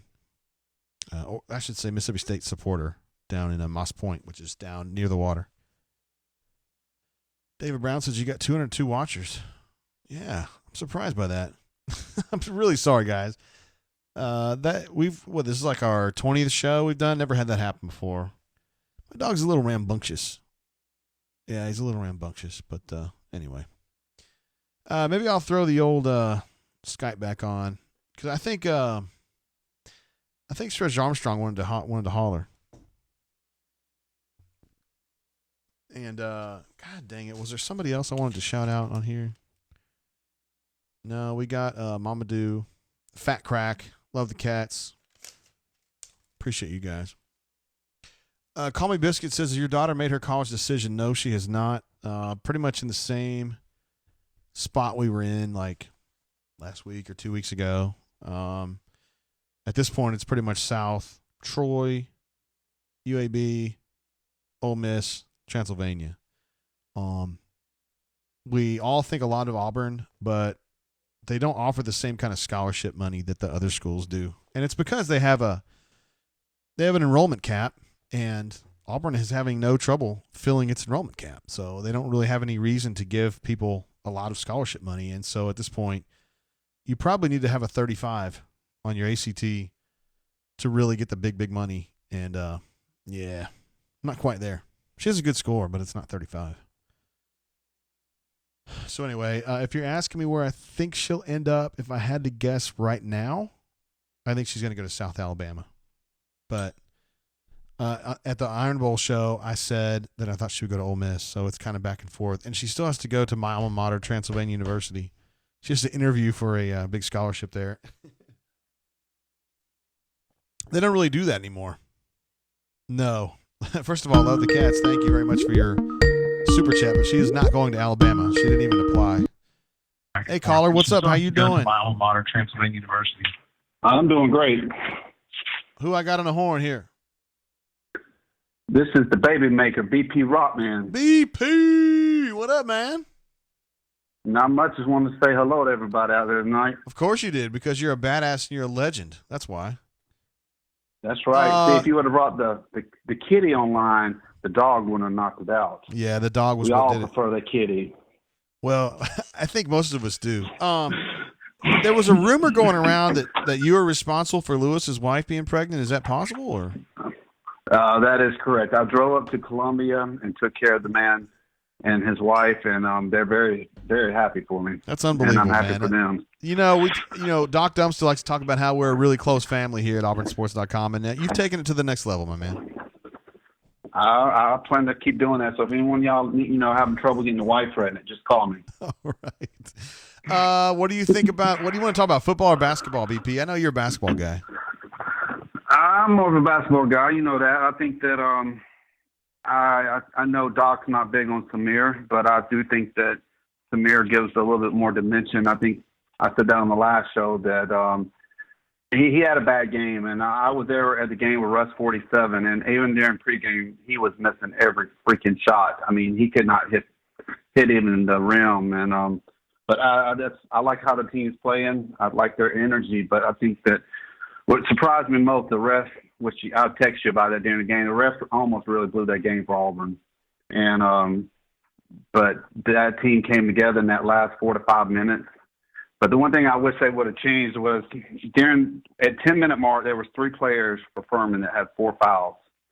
They should have attacked inside. Number 4 and 45 were their best players, and they went over 10 minutes without drawing a foul. And I think that's one thing where Auburn, if they could have, when they see that, they need to try to expose that, because they could have got 4 or 45 out. I think the last 6 or 7 minutes, Auburn would have blown them out. So I know I can always rely on you to give me a good text during the game because you send me a picture of myself is what you do. Like when I'm down on the court shooting. right, because you're right below me. So I mean, it's pretty obvious. Yeah, that's kind of where I am, isn't it? I think it's going to be a good basketball team, though, dude. I mean, they've got some issues, or they did, with defensively. Samir was really bad shooting the ball. 0 of 7 from three-point range the other day against Furman, and I think it messed them up. But they overcame it, man, and they still won the game. So, I mean, that's a big plus.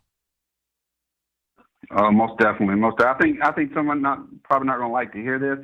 I think we'll go 11-1, maybe 12-0 before we hit SEC play. But I think 12-6 is a fair assessment. Unless this team improves, I think they're going to lose some games.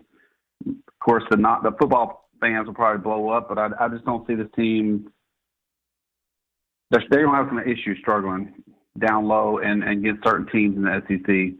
So I think anywhere between 12 to 13 wins will be fair for this team. I think will be great after what we came off with last year. Yeah, I mean, you think about this, man. Auburn's a team that for decades couldn't go 500 in the league. And now you're thinking, 12 wins or whatever, it'd be disappointing. Hell no, it's not disappointing. It's great. Yeah, and that should get us a 3 or 4 seed. And I think after this week, I looked at everybody's loss this week. I know last week I predicted 13-15, and we hit right at 14. So I think tomorrow when the polls come out, we'll be either 10 or 11. I think that's a fair place to be. North Carolina lost. Michigan State's lost this week. So I think with those losses, I think we will be the 10 or 11. Or maybe, which is great going into, hopefully the SEC play will be in the 8th or 7th place if we can, run the table. I mean, dude, it's Auburn basketball, and he's got him in the top 10 again. Like, this is great. This is living it up. This is what it's all about. Yeah. Most definitely. BP, you're a legend. You're one of the all-time greats, and you're probably the most popular poster we've got in the whole bunker, so hope you feel and good probably about that. one of the most craziest, too. So, I mean, everyone knows I deal with my craziness, and I appreciate all the support. I mean, completely, I do. How many DMs I get, I do have a lot going on, and I do have my moments, and if it wasn't for the bunker, I really don't know where I'd be today. So, I mean, I do appreciate everyone, and especially when it comes to doing things like for Hayden. We are family. We're a bunch of idiots at times. We're all crazy, but I mean, no shame in what I got to say. I love everybody. So, peace. All right, BP. See you, bro. One of the really good guys, man. BP Rockman. Seriously. He's just a beast. I mean, I don't know what to tell you. The guy loves the bunker. The bunker loves him. He's done so much behind the scenes for Hayden, who's the champ, and really one of the awesome stories here. Joker says, BP Rockman loves Jay's kitty. Thank you for the super chat, Joker.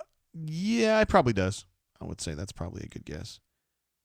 David Brown says, who are we going to lose to? NC State is probably the most formidable opponent remaining. And once you get into SEC play, man, it just gets so weird because you're just going twice a week over and over and over again, and it becomes just kind of a grind and keeping your guys healthy and facing some teams that have different strengths, and you're just having to change your scouts every week or twice a week, and it's easy to lose a couple games here and there, even though maybe you're the better team. It's just part of it. It's really hard to go undefeated in the SEC. I'm not trying to say Auburn will, but I'm saying even when Kentucky was at their absolute best, it was really hard to go undefeated, and they didn't. I remember one year, in the 97 season when they went to the national championship game, they lost at Ole Miss, and it was like, oh, god dang. How can Auburn lose at Ole Miss? And I actually was the dipshit. I was a student at UK at the time, and I asked Patino about that. I was like, how's the team reacting to losing at Ole Miss? Because I was like, I'm young, and I was like, nobody loses at Ole Miss. They suck. And he was like, what's wrong with that? Why we suddenly in a situation where we can't lose a game anymore? Ole Miss has got a great team. They fought their ass off. Why don't you give them credit? And I was like, oh, shit, okay, my bad. My bad, coach. My bad. That was really the first tongue lashing I ever took was off Rick Pitino on live TV, no less. And my aunt, this was back in Lexington, so my family was there, and my aunt was watching it and was like, oh, I watched you get pillared on the press conference. I was like, yeah, sorry, my bad. It's all part of it. It's all part of it. Anyway, do want to give a shout out to all the folks who have had super chats tonight. Thank you so much. That would include Love the Cats like times 4. Thank you, Hornatius. You're the man. Joker, I think you've had 2 or 3. Thank you very much for your support, including the one that you said you think BP Rockman loves my kitty. NW Devers had a nice one earlier. Thank you very much. Fat Crack, Spread Attack. Spread Attack's always in the house. Thank you very much for your support.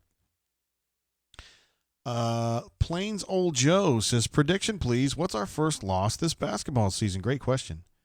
Let me pull up the old Ken Palm on here. Let me just put it this way. There's a lot of folks in the bunker that use Ken Palm. Let's see. Okay, so the next game is St. Louis. I think they're going to win that. They're going to win that game. Coached by, oh my God, look at this. Spread Attack U18 with a $20 super chat. Thank you so much for your support, bro. He says, Jay, I voted on the polls. Oh, okay, I see. But what did we decide for the brain drain? How many days a week? Missed the results. The show is awesome. Thank you so much for your support, bro. So we're definitely going to do, it looks like we're going to do Thursday and Sundays, I think. I think is what we're going to do. I'd like to do 2 a week, even though a couple of people were shitting on that. But, man, here's the deal. I think the folks who really like the show, and they're going to be on it. And there's people who are like, nah, I'm okay with it or whatever. I don't really care about them. Like, you can jump on or you can jump not. That's fine. We're still going to roll. I mean, if you don't want to be on the show, just don't be on it. And if you don't want to watch it, then don't watch it. It's okay. I'm not upset. Nobody else is either. I just don't think that doing it after the games per se, right after every single conference game, I don't think that's going to be doable because some of these games are going to be Tuesday or Wednesday night at 8 o'clock, which is 9 o'clock Eastern. And so that means we fire off at like, whatever, midnight Eastern. I mean, that's just not going to get it done. That's just not going to work. So we're going to do it twice. I think we're going to do it twice a week. That's what I think we were doing. My preliminary idea is Thursday and Sunday. Thursday is kind of a recap of whatever happened midweek. And then Sunday, a recap of whatever happened Saturday. Although, if you guys want to do a Saturday night show, I'm down. I'm totally down. I mean, because, look, man, I don't really have a life either. My life is auburnsports.com pretty much. And the administrative assistant is here most of the time because she works 9 to 5. Well, whatever, 6 to 6 on Monday through Friday. So she's not chilling on the weekends. My daughter's going to be gone in like 5 months. So I'm not even going to have a daughter here anymore. I mean, you know what I'm saying? I'm good on Saturdays.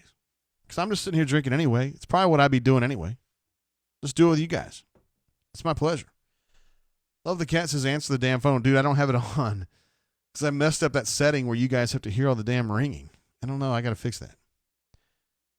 So anyway, Fat Crack also with the super chat. Thank you so much, Fat Crack, for your second of the show. Appreciate your support, brother. He says, thank you, JGT, for everything. God bless you, sir.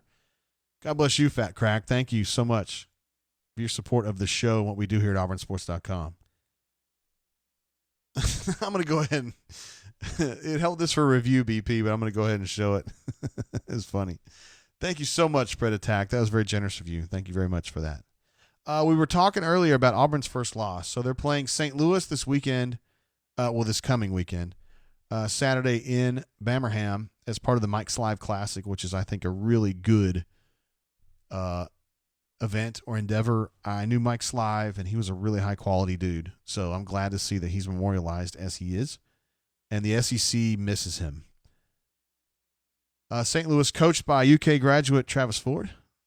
And see, Ken Palm's got them winning that by 12. Yeah, not real worried about St. Louis. So then they're playing NC State at home. That's going to be a tough game, but I think Auburn wins that. NC State's 7-2 with losses to Georgia Tech and Memphis.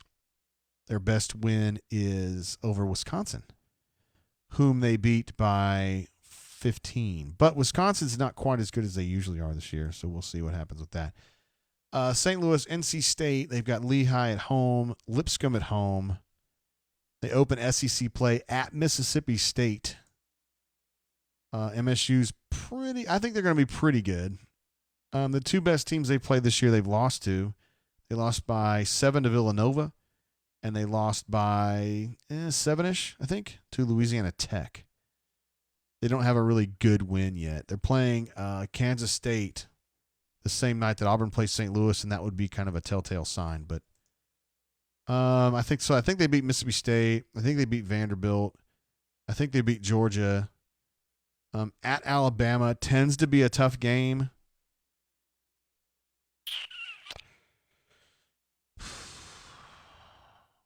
I'll probably go ahead and pick that as their loss.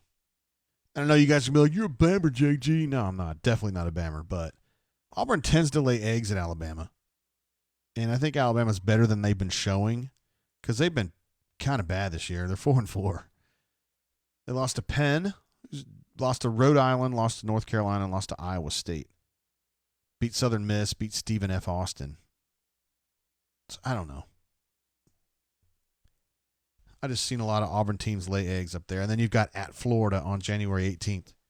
That's going to be a tough one. Ken Palm's got Auburn losing that game at Florida, so that's the one to kind of keep an eye on. But prior to that, let's see what they would be. 8-0, 9-0, 10, 11, 12. They'd be 12-0 going to Mississippi State, I think. 13 Vanderbilt, Georgia 14. Alabama would be 15 if they win that. I still have some questions about the team, though. I'm going to be honest with you guys. I don't think the defense is quite elite at this point. I don't know if it's ever going to be elite. You've got some really good rim protectors. Anthony's been playing well. He's been playing the way he was before he got injured. And I think if they leave Austin to kind of let him be kind of a garbage player, I don't mean that in a bad way. I just say they don't run things for him. They just let him create chaos down by the bucket. Similar to the way Horace did last year, but he's better than Horace. I don't know. I like him better that way, and I think they'll be better defensively because when people try to drive against him, they're going to emasculate some people. So defensively, I think they still got a little ways to go, and I also don't think they have the great shooters right now. I mean, Dan Gell's probably the guy that I have the most faith in, the most trust in, but he tends to disappear a little bit during games. And then, Samir doesn't really disappear, but his shot disappears. So I think there's going to be a day when those two don't shoot, and I don't know what they're going to do. It's going to be down to Javon getting downhill, and it's going to be down to somebody figuring out how to score besides those. I think Devin Cambridge can help. I think Al Flanagan, as Doc Dumpsta mentioned, he calls him Flanny. Al was big in the game the other day, 4-4 against Furman. Dude, that saved them. It's huge. It's a good basketball team. It's crazy that we're at this point with Auburn now, where they've got a team where you're looking at it and you're like, and they're 8-0. You know what I mean? Just tells you what BP's been doing. All right, we'll probably wrap it up there. I do want to apologize to you guys for going offline for like 3 minutes. My damn dog knocked it off. And we'll try to figure out a solution to that problem. I think the solution is to not have him in here. My cat won't do that. My cat's a subversive little dick, but he won't knock it offline. So, guys, thank you very much for your support. I want to shout out our super chatters again because you guys are the best. Seriously, we couldn't do this without you. Super chatters BP, who led off. MW Devers for show. Joker, love the cats times like 5. Fat Crack times 2. Joker again. Spread Attack, love the cats. Spread Attack again. Joker again. Love the cats again. BP again. Thank you guys so much for your support of what we do here on the show, on the Brain Train. Planning to do a show. Let's see. We want to do one ahead of that St. Louis game, I think. So maybe Thursday night, something like that. Would that be good with you guys? We'll just kind of plan tentatively to do that. And we'll talk about some football. Maybe they'll be practicing by then, or maybe they won't. I don't know. And we'll take a closer look at the basketball team going into that St. Louis game and just kind of see what's up. So appreciate you guys spending some time with me here on your Sunday as we get ready to go and start the work week and hanging out here on the YouTubes as part of the Brain Train. Till you see you guys again, keep your feet on the ground and keep reaching for the stars. See you guys.